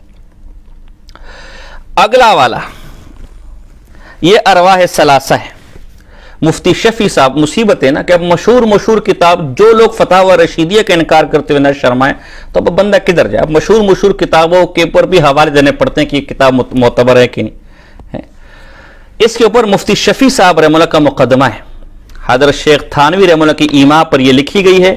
یہ ارواح ثلاثہ جدید ایڈیشن، قدیم میرے پاس گھر میں پڑا ہوا ہے، یہ جدید ایڈیشن ہے. اور جناب جی اس کا میرے پاس صفحہ نمبر ہے 39 پہ لکھتے ہیں کہ اتفاق بیٹھے ہوئے تھے، کہتے اتفاق سے عبدالوہاب نجدی کا ذکر چھڑ گیا. ان میں سے 2 آدمیوں میں اس کے متعلق مناظرہ ہونے لگا. ایک نے عبدالوہاب کی مذمت اور تفسیق و تکفیر شروع کر دی، یعنی برا بلا یہ نجدی ہے، یہ وہ ہے جیسے کہ لوگ کہتے ہیں. دوسرے نے اس کی تعریف و تحسین اور خوب گفتگو ہوئی. ان میں سے ایک مذمت کرنے والے نے یہ بھی کہا کہ عبدالوہاب بددین تھا اور اس نے ابن تیمیہ اور ابن قیم مردودوں معاذ اللہ اور بددینوں معاذ اللہ کے دین کو چمکانا چاہا. اتنے میں اتفاق سے شاہ عبدالعزیز محدث دہلوی رحمہ اللہ فرماتے مکان سے تشریف لے. شاہ صاحب ابھی بیٹھنے بھی نہ پائے تھے کہ اس شخص نے جو عبدالوہاب کا مخالف تھا شاہ صاحب سے کہا کہ میں تو کہتا ہوں کہ عبدالوہاب کافر تھا اور ایسا تھا ویسا تھا، اور اس نے اپنے تیمیہ اور اپنے قیم جیسے بددینوں کے دین کو رواج دینا چاہا. شاہ صاحب نے اس کے منہ سے الفاظ سنتے منہ پر انگلی رکھی اور فرمایا ہاں ہاں ہاں ہاں، یعنی چپ چپ چپ، اور دیر تک ایسے کیا. مطلب یہ تھا کہ یہ نہایت بری بات ہے، یعنی عبدالوہاب نے محمد بن عبد جو کو بدمذہب بددین یا کافر یا ضال مضل کہنا بہت بری بات ہے. یہ شاہ عبد المحدث دہلوی کہہ رہے ہیں. اللہ، اور حضرت تھانوی ہم اس کو نقل کرے، مفتی شفیع صاحب شائع کر رہے ہیں. اس کے بعد بیٹھ کر فرمایا کہ عبدالوہاب نے سچا، اللہ شکر ہے کہ شاہ عبد المحدث دہلوی رحمہ اللہ آپ کا انتقال پہلے ہو گیا، ورنہ آپ کی بھی خیر نہیں تھی، آپ بھی پکے ٹکے نجدی تھے. فرمایا کہ سچا اور پکا مسلمان اور متبع سنت تھا، مگر بد عقل اور ابن تیمیہ اور ابن القیم یعنی عقل میں ذرا کمی تھی. کوئی مسئلہ نہیں، انسان ہے، کوئی مسئلہ نہیں. مسئلہ تو ہے کہ آخر گمراہ تھا کہ نہیں تھا. بھی نہایت سچے اور پکے مسلمان تھے، مگر بشر تھے، ان سے غلطی ممکن ہے اور اس غلطی کی بنا پر ان کو برا بلا کہنا ہرگز نہیں چاہیے. تو دیکھیں انہوں نے محمد عبد نجدی کو پکا ٹکا سچا مسلمان متبع سنت کا. یہی بات ملفوظات محدث کشمیری جو میرے پاس نسخہ ہے اس کا صفحہ نمبر 171 ہے، یہی ملفوظ یہاں نقل ہے اسے متبع سنت کا. اور آگے سعودی نجدی حکومتوں کی بھی بڑی تعریفیں بیان کی کہ ہماری ملاقاتیں ان سے ہوئی تو بہت جو ہے وہ ان کی اچھی. وہ چھٹا والا، اللہ اکبر، یہ چھٹا والا تسکین الصدور کا ہے. بڑے بڑے اکابر کی تقریضات اس کے اوپر ہیں، اور یہ وہ کتاب ہے جو جمعیت علماء اسلام کے حکم پر لکھی گئی، اور جمعیت علماء اسلام کے مشیران کے سامنے امام اہل سنت مولانا سرفراز خان صفدر صاحب رحمہ اللہ اس کتاب کو پڑھا. اس تسکین الصدور کے اور اسی کتاب کو پڑھ کے آج لوگ اشاعت و سنت سے مناظرے کرتے ہیں، اور یہ حضرات بھی اسی کتاب کے بغیر مناظرہ کر کے دکھائیں۔ تو اس کتاب کے اندر لکھتے ہیں، صفحہ نمبر ہے 265، محمد بن وہاب نجدی رحمہ اللہ اور ان کے پیروکار مسلکن حنبلی ہیں جو مقلدین ہی کے ایک فرقہ ہے۔ حافظ ابن تیمیہ رحمہ اللہ اور حافظ ابن قیم کی تحقیق پر اعتماد کرتے اور ان کو اپنا پیشوا تسلیم کرتے ہوئے ان کی کتابوں کی خوب نشر و اشاعت، صفحہ نمبر 267 کرتے ہیں۔ محمد بن وہاب رحمہ اللہ باوجود مقلد اور حنبلی ہونے کے سطحی ذہن کے آدمی تھے اور توحید و سنت کے خوب دائی تھے۔ دماغ ذرا کچا تھا، کمزور تھا، لیکن تھا متبع سنت، توحید و سنت کا دائی تھا۔ ان سے وقتی مصلحت کے پیش نظر کچھ عوامی غلطیاں سرزد ہو چکی تھیں جن کی وجہ سے وہ عوام میں خاصے بدنام ہو گئے اور علامہ شامی اور مدنی جیسے بزرگ بھی ان سے متاثر ہوئے بغیر نہ رہ سکے۔ بس علامہ شامی کا جواب بھی حملہ ہو گیا اور مدنی کا جواب بھی ہو گیا کہ وہ بیچارے غلط فہمی کی بنیاد پر انہوں نے وہ رائے قائم کی، لیکن ان کے بارے میں صحیح نظریہ وہی ہے جو علامہ آلوسی، غالباً مراد سے محمود شکری آلوسی ہیں، جو یہ صاحب المعانی کے پوتے ہیں اور جنہوں نے تاریخ نجد لکھی ہے، اس کے آخر میں ان کی تعریف کی ہے۔ اور گنگوئی جن کا حوالہ میں دے چکا ہوں، ان کے بارے میں صحیح رہے وہ جن لوگوں نے دیا کہ بھی بڑا کچھ لکھا کہ انگریزوں کے خلاف بڑا پروپاگنڈا کیا، یہ کیا وہ کہ، تو یہ تسکین الصدور جو ہماری اتفاقی کتاب ہے، ہمارے نظریات کی تائید کتاب ہے، اس میں اسی طرح ڈاکٹر علامہ خالد محمود صاحب رحمہ اللہ، یہ کون تھے علامہ خالد محمود صاحب؟ یہ اتنے بڑے بزرگ تھے جن کی تائید میں اتنی بڑی کتاب شائع ہوئی ہے۔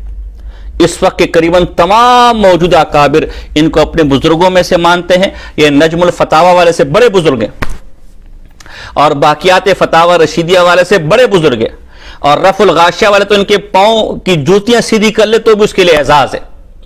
انہوں نے مطالعہ بریلیہ جلد نمبر 8 میں کئی صفحات، وہ اس وقت میں اپنے ساتھ لایا نہیں، ساتھیوں کو کہوں گا کہ اس کی تصویر لگا دیں، محمد وہاب نجدی رحمہ اللہ کی تائید اور توثیق کی۔ اللہ اکبر کبیرہ۔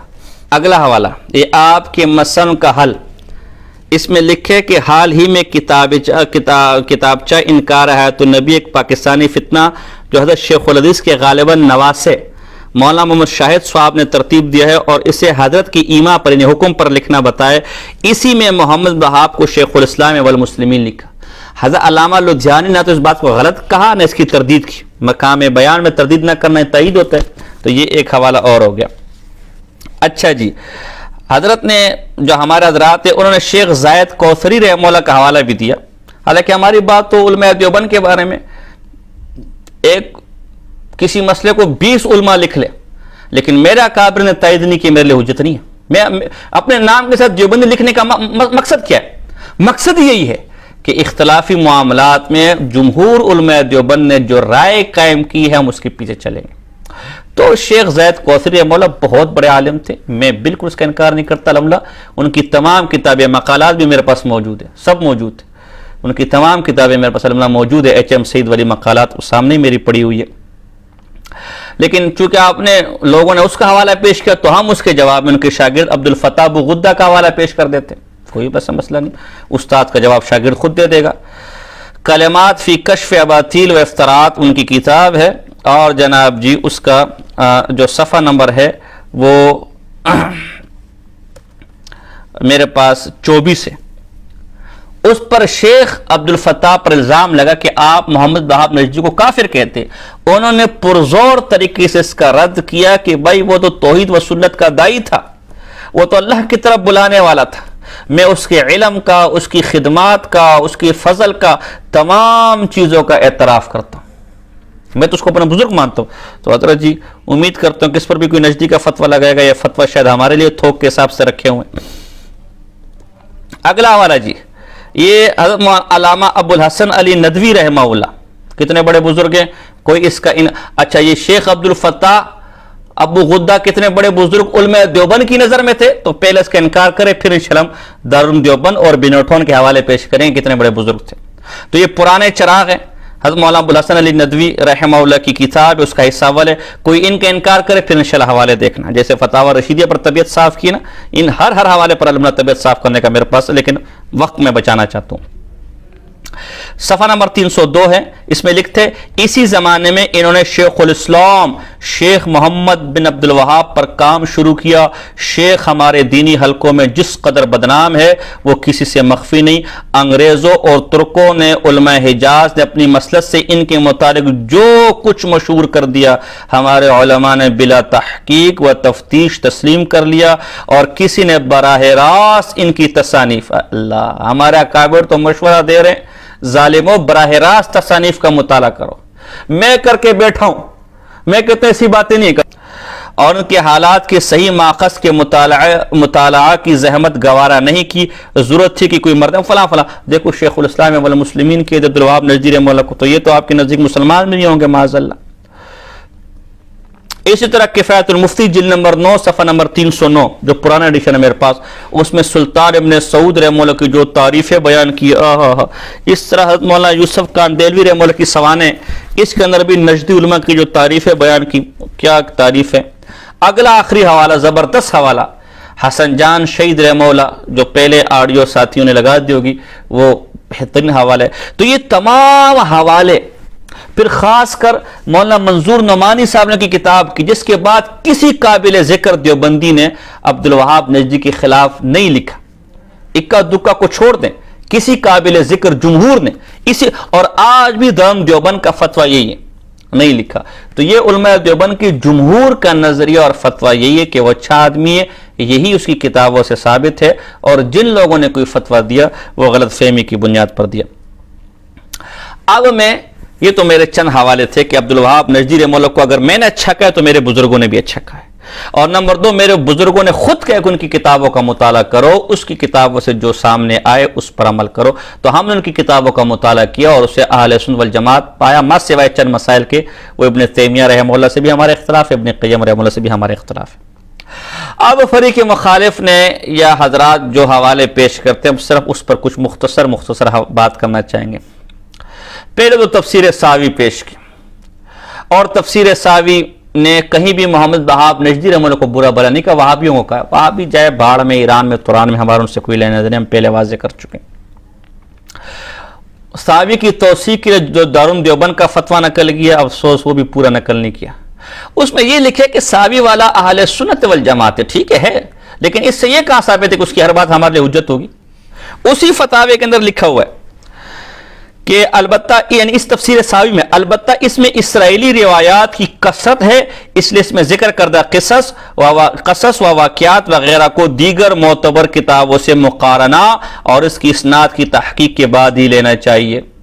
تو اس میں جو واقعات وغیرہ قصے ذکر ہے اس کو دیگر کتابوں سے میچ کرو اور اس کی سند دیکھو۔ تو یہ جو انہوں نے قصے ذکر کیے وہاں بھی یوں کر دے بے سندی قول ہے اور دیگر کتابوں سے ٹکرا رہی ہے، ہمارے لیے حجت نہیں ہے، لیکن ہم پھر بھی انشاءاللہ بات بحوالہ کرتے ہیں۔ ہم دیوبند کی 3-4 قسمیں بنا کر جان نہیں چھڑاتے، ہم بات بحوالہ کرتے ہیں۔ امام اہل سنت مولانا سرفراز خان صفدر صاحب رحمہ اللہ کی ازالۃ الریب ہے میرے پاس، علماء دیوبند کی تائید و تصدیقات اس کتاب پر، علماء دیوبند کے اتفاقی ترجمان ہے، اگر تائید و تصدیق نہ بھی ہوتی تب بھی ہمارے لیے حجت تھے۔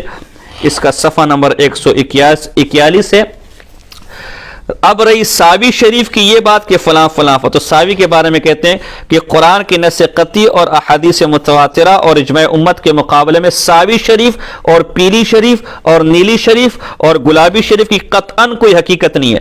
ہم ایسی غیر مستند اور غیر معتبر بلکہ مردود تفسیروں کو ہرگز ماننے کے لیے تیار نہیں ہے۔ تو یہ نیلی پیلی گلابی ہری نیلی جو بھی ساوی ہے وہ آپ اپنے پاس رکھیں، جیسے آپ غیر معتبر ہے آپ کی تفسیر و حوالے بھی ایسی غیر معتبر ہے۔ لیکن مزے کی بات یہاں دیکھ لیں، اللہ منافقت نہ کہ تو کیا کہ معذرت، اس ساوی کو اہل سنت میں گسیڑنے کے لیے دارالعلوم دیوبند کا فتویٰ معتبر ہے، لیکن ہم اگر محمد وہاب نجدی کو اہل سنت میں گسیڑنے کے لیے اسی دارالعلوم دیوبند کا فتویٰ دیں، یہ گوگلی مفتی ہیں، یہ آج کے مولوی ہیں، یہ ہندوستانی۔ اچھا مزے کی بات ایک اور، خود دیوبندی کی 2 قسمیں بنائی، ایک ہندوستان والی دیوبندیت، ایک کراچی والی دیوبند اور ایک اکوڑے والی دیوبندیت، اور حوالے سارے ہندوستانی دیوبندیوں کے دے رہے، اور بھائی پھر اکوڑے کے حوالے دو، بس بات ختم ہو گئی۔ تو بہرحال خیر یہ ایسی بیچ میں بات آ گئی، تو ایک ساوی شریف کا تو جواب ہو گیا۔ دوسرا انہوں نے جو مسئلہ بیان کیا وہ حدیث نجد کے متعلق تھا کہ حدیث نجد سے بعض متاخرین نے محمد وہاب نجدی رحمہ اللہ کو مراد لیا اور اس پر 2 حوالے نقل کیے. ایک الکوکب الدری، اللہ اکبر، ابھی بتاؤں گا کتنا بڑا اس کے اندر فراڈ کیا گیا، اور دوسرا حاشیہ سندھی. پہلی بات تو حدیث نجد سے محمد وہاب نجدی رحمہ اللہ کو لینا یہ بعض متاخرین کا مسئلہ ہے جو ہمارے لیے حجت نہیں اور بنا دلیل ہے.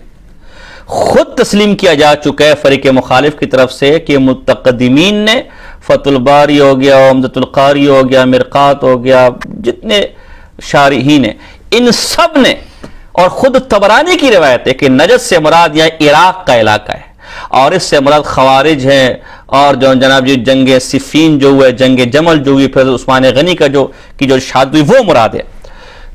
تو جب یہ موجود ہے ہمیں متاخرین کی بات کی ضرورت نہیں ہے، جب متقدمین موجود ہے.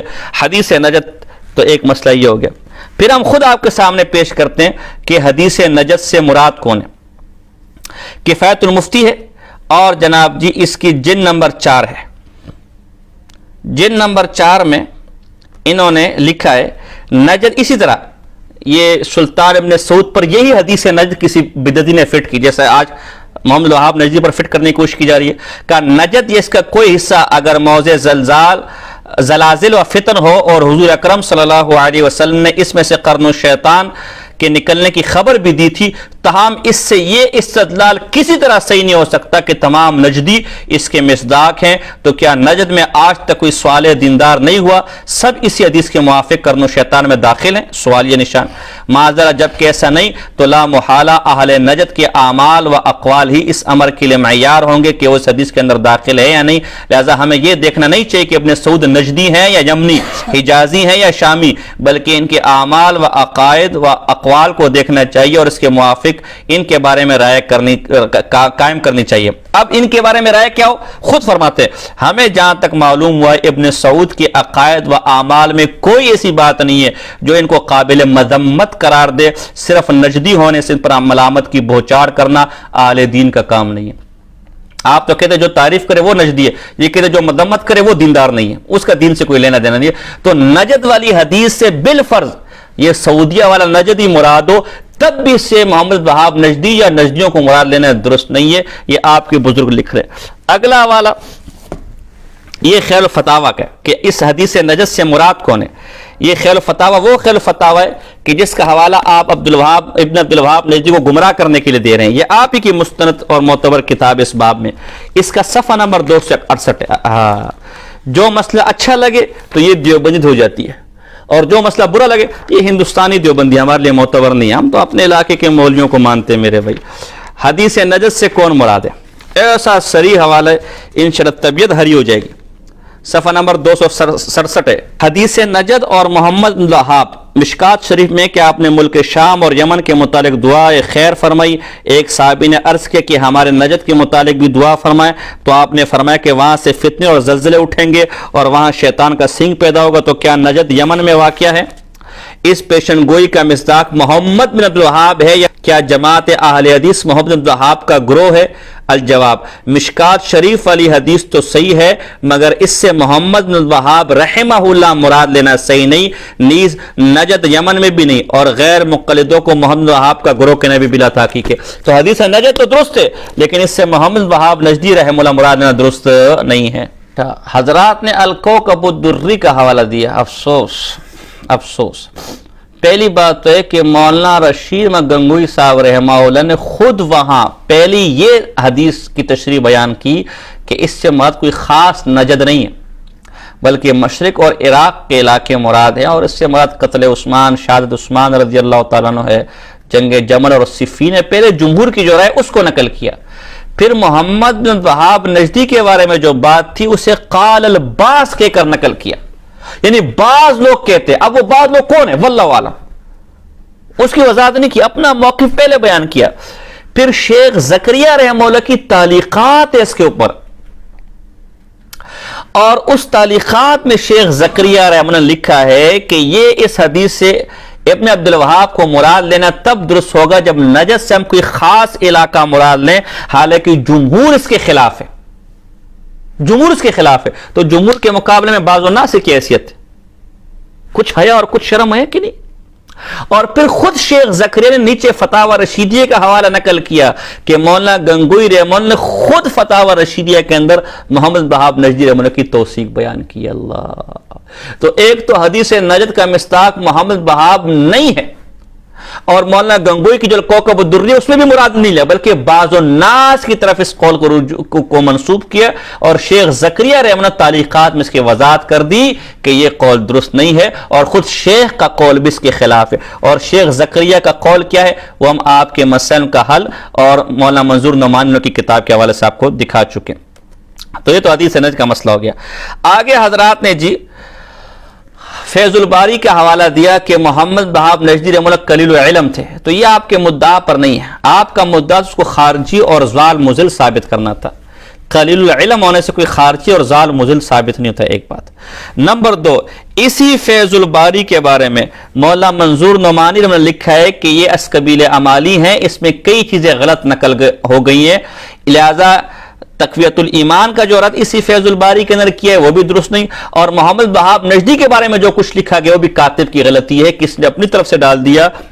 شیخ کشمیر رحمہ اللہ کا یہ موقف نہیں ہے. مزید ہم چونکہ آپ کیا تو فتاوی حقانیہ جن نمبر 2 صفحہ نمبر 123 فتاوی حقانیہ ہے جن نمبر 2 ہے صفحہ نمبر 123 سے دیکھ لیجئے. اس کے اندر اس میں مفتی فرید صاحب رحمہ اللہ کا قول نقل کیا گیا ہے. عبارت ہے ان کی کہ میں نے حضرت شاہ صاحب کے تلمیذ تحریر حضرت شیخ الحدیث مولانا عبد الرحمن کامل پوری صاحب رحمہ اللہ سے سنا ہے کہ فیض الباری ہمارے شیخ رحمہ اللہ کی امالی ہے، اور باوجود صحیح بلیغ کے اس میں بہت سی بین غلطیاں ہیں.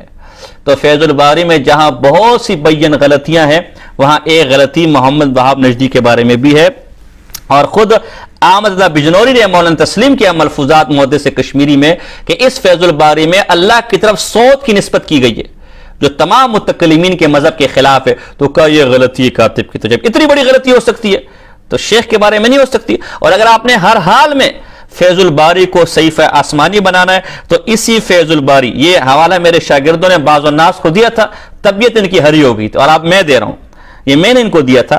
فیض الباری جن نمبر 4 صفحہ نمبر 299 کے اندر ہے وختار شاہ ولی اللہ فی بعض رسائلہ قدم العالم.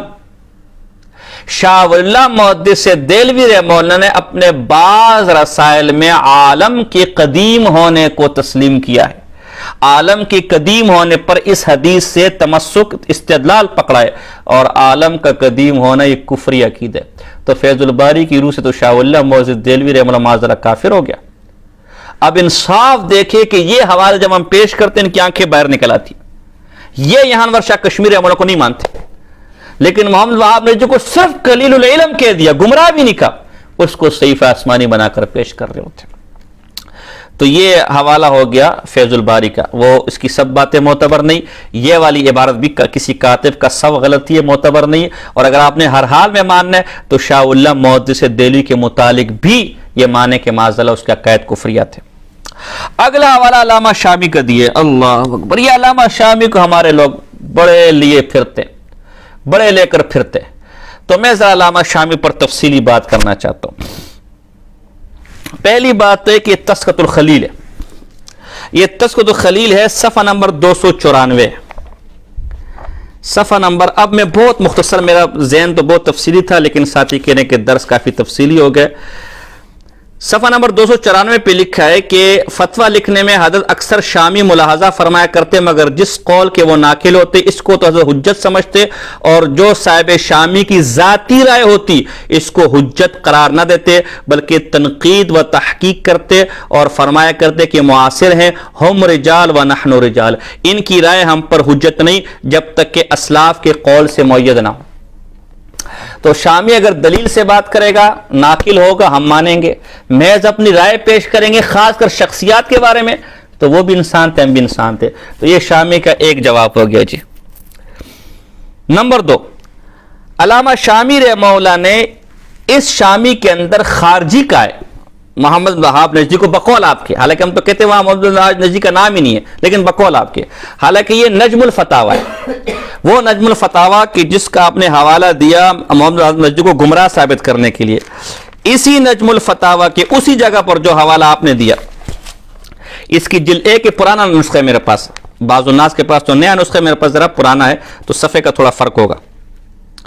تو صفحہ نمبر اس کا صفحہ نمبر ہے 84 میں لکھتے ہیں کہ جہاں تک اس بات کا تعلق ہے کہ ان کا شمار خوارج میں ہوتا ہے یا نہیں، تو اس بارے میں مشائخ کی کتابوں میں اس بات کی صراحت نہ مل سکی، لہذا ان کو خوارج میں شمار کرنا مناسب نہیں. تو جس فتوے کو آپ معتبر مانتے ہو، کہتے ہیں علامہ شامی نے جن کو خوارج میں تسلیم کیا ہے وہ معتبر نہیں، تو پہلے فتووں کو آپس میں ایک کر لیں پھر ہم پر حجت بنانا.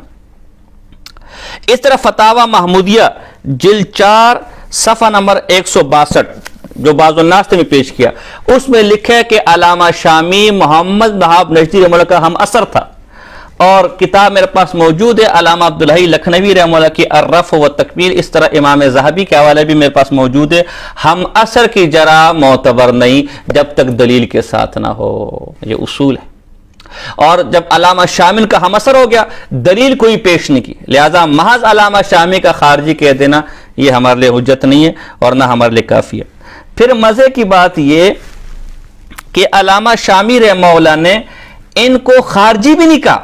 علامہ شامی نے کہیں بھی محمد وہاب نجدی رحمہ اللہ کو خارجی نہیں کہا، بلکہ ان کے متبعین کو ایسا کہا ہے. تو متبعین سے ہم بھی متفق ہونا ہمارے بھی ضرور نہیں ہے. یہ فتاوی دارالعلوم دیوبند ہے، جلد نمبر 18 صفحہ نمبر 331 ہے. اس میں پوچھا ہے کہ علامہ شامی وغیرہ نے کہیں محمد وہاب نجدی پر رد کیا، تو لکھا ہے صاحب در مختار کا زمانہ مقدم ہے محمد بن عبدالوہاب نجدی سے، انہوں نے اس بارے میں کچھ نہیں لکھا. البتہ صاحب رد المختار شامی نے اتباع ابن عبدالوہاب یعنی محمد بن عبدالوہاب نہیں اتباع ابن الوہاب نجدی کا تذکرہ باب البغات میں کیا ہے. عبارت اس کی یہ ہے کما وقع فی زماننا فی اتباع عبد الوہاب الذین خرجوا من نجد وتغلبوا الحرمین وکانوا تحلون الی آخری. تو یہ دیوبند دیوبند کا فتویٰ آ گیا کہ شامی کے اندر محمد بن عبدالوہاب نجدی پر کوئی فتویٰ نہیں ہے، اتباع پر فتویٰ ہے. یہ کئی جوابات میں دے رہا ہوں، یہ نہیں کہ آپ ایک کو پکڑ کے سارے جوابات کو سامنے رکھ کر پر جواب دینا، جیسا کہ ہم آپ کی ایک ایک بات کا جواب دے رہے ہیں. پھر ایک اور حوالہ ذرا میں آپ کو دے رہا ہوں. یہ وہ باقیات فتاوی رشیدی ہے جس کو بعض الناس سے اپنے اکابر میں سے مانا ہے. اس کا صفحہ نمبر 156 ہے. فتاوی رشیدیہ کے غیر معتبر ہونے پر اعتراضات کے یعنی غیر معتبر ہے، جیسے بعض الناس سے اس کے جوابات دیتے ہیں. انہی میں سے ایک اعتراض یہ بھی ہے کہ علامہ شامی سے اس میں اختلاف پایا جاتا ہے، کیونکہ علامہ شامی تو محمد وہاب نجدی کو بقول بعض الناس کے گمراہ کہتے ہیں، جبکہ یہ تو بزرگ کہتے ہیں. تو کیا لکھتے ہیں؟ حضرت مولانا جب ہمارے تمام بڑے جلیل القدر علماء فقہا محدثین اور جملہ اہل فتویٰ اس کو مانتے اور تسلیم کرتے ہیں کہ حضرت مولانا گنگوہی تفقہ اور دقت نظر میں علامہ ابن عابدین شامی اور ان کے ہم اثر علماء سے بہت فائق اور ممتاز ہیں، نیز تفقہ اور فہم مسائل میں حضرت مولانا علامہ ابن حمام اور علامہ ابن نجیم کی صف کے دیدہ ور فقیہ اور اسی مقام و مرتبے کے شخص ہیں، تو حضرت مولانا کے لکھے مسائل کو شامی اور فقہائے متاخرین کی جزیات اور اطلاعات سے مطابقت کیوں ضروری سمجھی جاتی ہے؟ اللہ اکبر. جب گنگوہی رحمہ اللہ علامہ شامی سے بڑے مفتی ہیں، تو اب مولانا گنگوہی کی بات کو رحمہ اللہ کو لیا جائے گا، علامہ شامی کی بات کو لینا درست نہیں ہے. خلاصہ کلام یہ کہ علامہ شامی کی بات کا تعارض ہو گیا جمہور علماء دیوبند کے ساتھ، خاص کر فتاوی رشیدیہ کے ساتھ. تو اب تو یا تطبیق کریں گے یا ترجیح کو اپنائیں گے. تطبیق بھی ممکن ہے، ترجیح بھی ممکن ہے. ہم آپ کی طرح دیوبند کی 3-4 پارٹیاں نہیں بناتے، ہم تطبیق کرتے ہیں، بلکہ صرف دیوبندیوں میں تطبیق نہیں کرتے، ان سے ہٹ کر بھی جو ان میں بھی تطبیق کی کوشش کرتے ہیں. تطبیق یہ ہوگی کہ علامہ شامی نے محمد وہاب نجدی پر کوئی فتویٰ نہیں لگایا، کیونکہ نجم الفتاوی ان کو خارجی ماننے کو تیار نہیں، بقول آپ کے خارجی مانے. نمبر 2 وہاں اتباع کا ذکر ہے، محمد وہاب نجدی کا ذکر نہیں ہے کہ اتباع میں ایسی چیز آ گئی تھی. اور خود مولانا گنگوہی رحمہ اللہ نے کہا کہ محمد وہاب نجدی کے متبعین میں شدت آ گئی تھی، تو اس لیے دونوں میں تطبیق ہے. دونوں متبعین پر اعتراض کر رہے ہیں، محمد وہاب نجدی کو اچھا کہہ رہے ہیں. دوسرا طریقہ ترجیح کا ہے. تو ترجیح اگرچہ مولانا گنگوہی رحمہ اللہ نے علامہ شامی کو دیے، لیکن وہ ترجیح بلا دلیل ہے. ہم یہاں جس کو آپ نے اکابر مانا ہے ان کے اصول پر ترجیح علامہ گنگوہی رحمہ اللہ کے فتوے کو دیں گے. کیوں کہ علامہ گنگوہی رحمہ اللہ علامہ شامی سے بڑے فقیہ ہیں، اس پر ہمارے تمام علماء دیوبند کا اجماع ہے بقول باقیات فتاوی رشیدیہ والے کے. لہذا علامہ شامی سے مطابقت ضروری نہیں ہے، بلکہ علامہ شامی کے فتوے کو فتاوی رشیدیہ کے مطابق کریں گے، نہ کہ فتاوی رشیدیہ کو علامہ شامی کے مطابق کریں گے. اور بھی اس علامہ شامی کے میں اتنے جوابات دے سکتا ہوں، میں نے تیار رکھیں، لیکن ماننے والے کے لیے بھی اتنا بھی کافی اور نہ ماننے کے لیے مولانا منظور نعمانی رحمہ اللہ نے علامہ شامی کے اس فتوے کو اسی غلط فہمی کی بنیاد پر رکھا ہے کہ جس غلط فہمی کی بنیاد پر مولانا مدنی رحمہ اللہ وغیرہ نے اعتراض کیے۔ بہرحال دیگر بھی انہوں نے حوالے پیش کیے۔ امام ابو حنیفہ مولانا عبدالرحمن صاحب کا حوالے انہوں نے ایک پیش کیا، یہ وہ مولانا عبدالرحمن صاحب نہیں جو دارالعلوم دیوبند کے، بلکہ یہ کوئی دوسری شخصیت ہے، اور اس میں بھی انہوں نے کئی بھی محمد الوہاب نجدی رحمہ اللہ کو گمراہ نہیں کہا، یہ انہوں نے دھوکہ دہی سے کام لیے، پوری عبارت نقل کرے۔ اس طرح فتاوی دارالعلوم کراچی کا حوالہ پیش کیا، کہ فتاوی دارالعلوم کراچی والے تو کہتے ہیں کہ سنتوں کے بعد اجتماعی دعا بغیر لزوم کے بھی جائز نہیں ہے۔ ہم اس تفصیل میں نہیں جاتے، لیکن دارالعلوم کراچی کے فتاوی وغیرہ میں کہیں بھی ان کو گمراہ نہیں کہا کہ ظالم مضل ہے۔ بہرحال اگر کہا بھی ہو تو ہمارے خلاف نہیں۔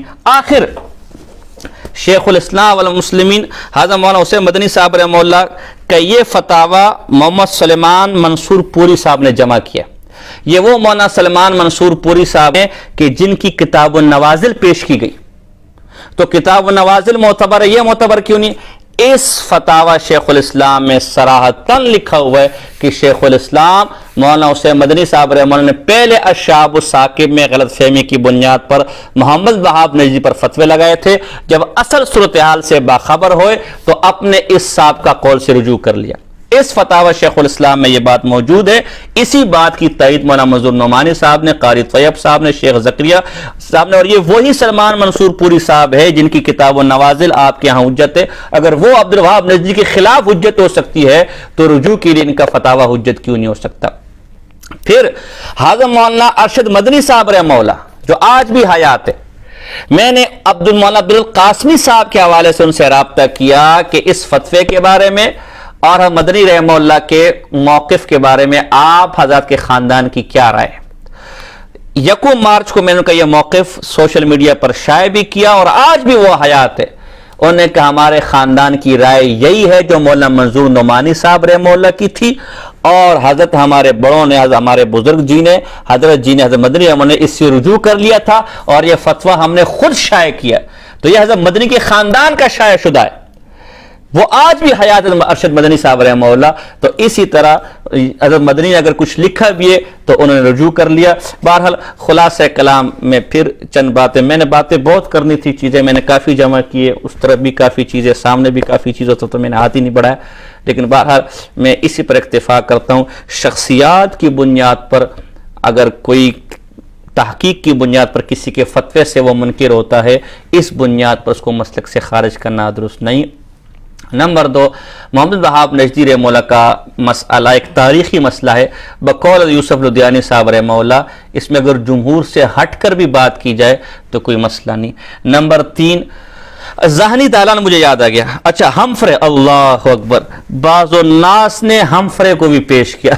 اب ہمفرے بھی بزرگ ہو گیا کہ ہمفرے نے جو ہے ان کو انگریز کا ایجنٹ کا، یہ علامہ خالد محمود صاحب کی ابقات ہے، اور ابقات کے صفحہ نمبر 367 اور آگے 2-3 صفحوں پر انہوں نے یہ نقل کیا کہ ہمفرے نے جھوٹ بولا ہے، محمد وہاب نجدی رحمہ اللہ سچا سچا آدمی تھا، بزرگ آدمی تھا، اور ان کو بدنام کرنے کے لیے ایک کافر ہمفرے جیسے جاسوس بےایمان کی بات ہمارے لیے معتبر نہیں ہے۔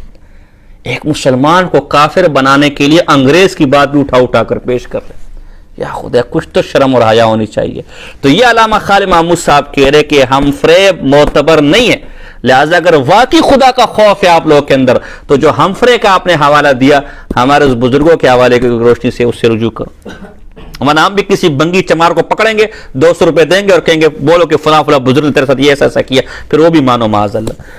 آخر میں ذہنی دہلان میں تو نہیں کہنا چاہ رہا تھا، لیکن بعض الناس نے جو ہے وہ بڑے تڑنگ میں آ کر کہا جی ہمیں تو نہیں علم کہ کسی نے ان کو برا بلا کو، ہمارے بزرگوں میں کسی میں جرت ہے تو مرد بنے اور کوئی حوالہ پیش کرے۔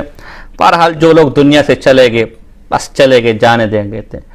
ذہنی دہلان اچھا آدمی تھا، برا آدمی تھا، جانے دے، لیکن بہرحال ایک حوالہ میں پیش کر دیتا ہوں، کوئی ناراض نہ ہونا، اگر مناسب ہو تو مزید حوالے بھی پیش کر دیں گے۔ مطالعہ بریلیت ہے، جلد اول ہے، اس میں لکھا ہے حجاز میں مولانا احمد زینی دہلان، صفحہ نمبر 190، فرمایا ہندوستان میں جو خدمات مولانا فضل رسول بدایونی کے سپرد تھی، حجاز میں یہ خدمات مولانا احمد زینی دہلان بجا لا رہے تھے، آپ سعودیوں کے بہت خلاف تھے اور ابھی تک حجاز آل سعود کے زیر نگاہ۔ تو کہ جو فضل رسول بدایونی بدعتی جس طرح انگریزوں کے خلاف یہاں انگریزوں کے حق میں یہاں شاہ اسماعیل جو توحید کے نمبردار تھے ان کے خلاف کام کر رہے تھے، اسی طرح انگریزوں نے یہ ذمہ داری سعودی عرب کی سطح پر محمد وہاب نجدی رحمہ اللہ کے خلاف کام کرنے کے لیے احمد زینی دہلان کے ذمہ لگایا تھا۔ تو یہ ایک حوالہ کافی۔ بہرحال اگر احمد زینی دہلان اتنا ہی بزرگ ہے، اتنا ہی سکہ آپ کے یہاں ہے، تو جو اعتراضات محمد وہاب نجدی رحمہ اللہ کے خلاف اس نے کیے ہیں، کوئی مرد تو میدان کے اندر ہے اور ان کی اصل کتابوں سے اعتراضات ثابت کرے، ہم ماننے کو تیار ہے کہ واقعی بڑی پہنچی سرکار ہے۔ تو یہ چند مختصر میری گفتگو تھی، انشاءاللہ کسی کو اگر جواب کی ہمت ہوئی تو مزید بھی انشاءاللہ یار زندہ صحبت باقی۔ کوئی بات کسی کو بری لگی، انسان ہے، نوجوان آدمی ہے، بعض اوقات آدمی غصہ ہو جاتا ہے، ظاہر فریق مخالف نے بھی نجدی کی رٹ لگائی ہوئی ہے، نجدی سے دیکھو نا، بحث سے بات یاد آ رہی ہے، یہ آج کل بڑے کہہ رہے ہیں جی وہابی دیوبندی وہابی نہیں، وہابی دیوبندی نہیں، واقعتاً ہم وہابی ہم نجدی نہیں ہیں، لیکن جن کے منہ پر بات پہ نجدی وہابی گردان ہے نا، ان کے لیے ذرا میں ایک حوالہ دینا چاہتا ہوں۔ یہ مولانا یوسف کاندیلوی رحمہ اللہ کی سوانح حیات ہے اور صفحہ نمبر 193 بہت کچھ میرے پاس پڑا ہوا ہے حضرت، لیکن ہم پردہ رکھنا چاہ رہے ہیں، آپ مت ہمیں مجبور کریں۔ یہ صفحہ نمبر 193 ہے، اس کا جواب میں نے دیا دفاع میں، لیکن یہ میں صرف ان لوگوں کو دینا چاہتا ہوں کہ جن کی زبان پر صبح شام نجدی کی گردان ہے، جی فلاں نجدی ہے فلاں نجدی ہے۔ شیخ زکریہ رحمہ اللہ نے لکھا ہے صفحہ نمبر 193 پر کہ اللہ سے دعا کرو اور اگر دیکھو کہ ان میں سے کوئی بات بھی نہیں ہوئی تو مولوی صاحب میں خود تم سے بڑا وہابی ہوں۔ شیخ زکریہ کہہ رہے کہ میں بہت بڑا وہابی ہوں، اور کفایت المفتی میں تو جگہ جگہ لکھے کہ ہمارے ہندوستان وغیرہ دیار پاکستان میں متبع سنت کو وہابی کہا جاتا ہے۔ اہل بدعت کا یہ شعار ہے کہ اہل توحید اہل سنت والجماعت علماء دیوبند کو وہابی کہہ کر بدنام کرتے ہیں۔ تو اس لیے ذرا اس حوالے سے بھی ہاتھ ہلکا رکھے، ورنہ بڑے مسئلے مسائل آپ کے لیے پیدا ہو جائیں گے۔ باقی نہ ہم وہابی ہیں نہ نجدی ہیں، نہ محمد وہاب نجدی رحمہ اللہ ہمارے بزرگوں میں سے، نہ ہمارا پیر ہے، نہ ہمارا استاذ ہے، نہ ہمارے مشائخ میں سے، نہ ہمارے ایسے اکابر ان کا قول و فعل عمل حجت ہو۔ ہاں ہم یہ سمجھتے کہ اللہ نے ان سے توحید و سنت کا کام لیا ہے، ان کے اکثر مسائل ما سوائے چند کے وہ اہل سنت والجماعت کے مطابق تھے، لہذا انہیں برا بلا نہیں کہنا چاہیے۔ ان کی جو توحید کے متعلق تعلیمات ہے ان کو لے لینا چاہیے، اور جن مسائل میں جمہور سے یہ ہٹ گئے ان سے اختلاف رکھنا چاہیے۔ اگر اس بنیاد پر کوئی ہمیں وہابی نجدی کہتے ہیں تو یہ ہم اکیلے نہیں ہیں، یہ پھر بڑے بڑے بزرگوں کو بنانا پڑے گا۔ وما علینا الا البلاغ المبین۔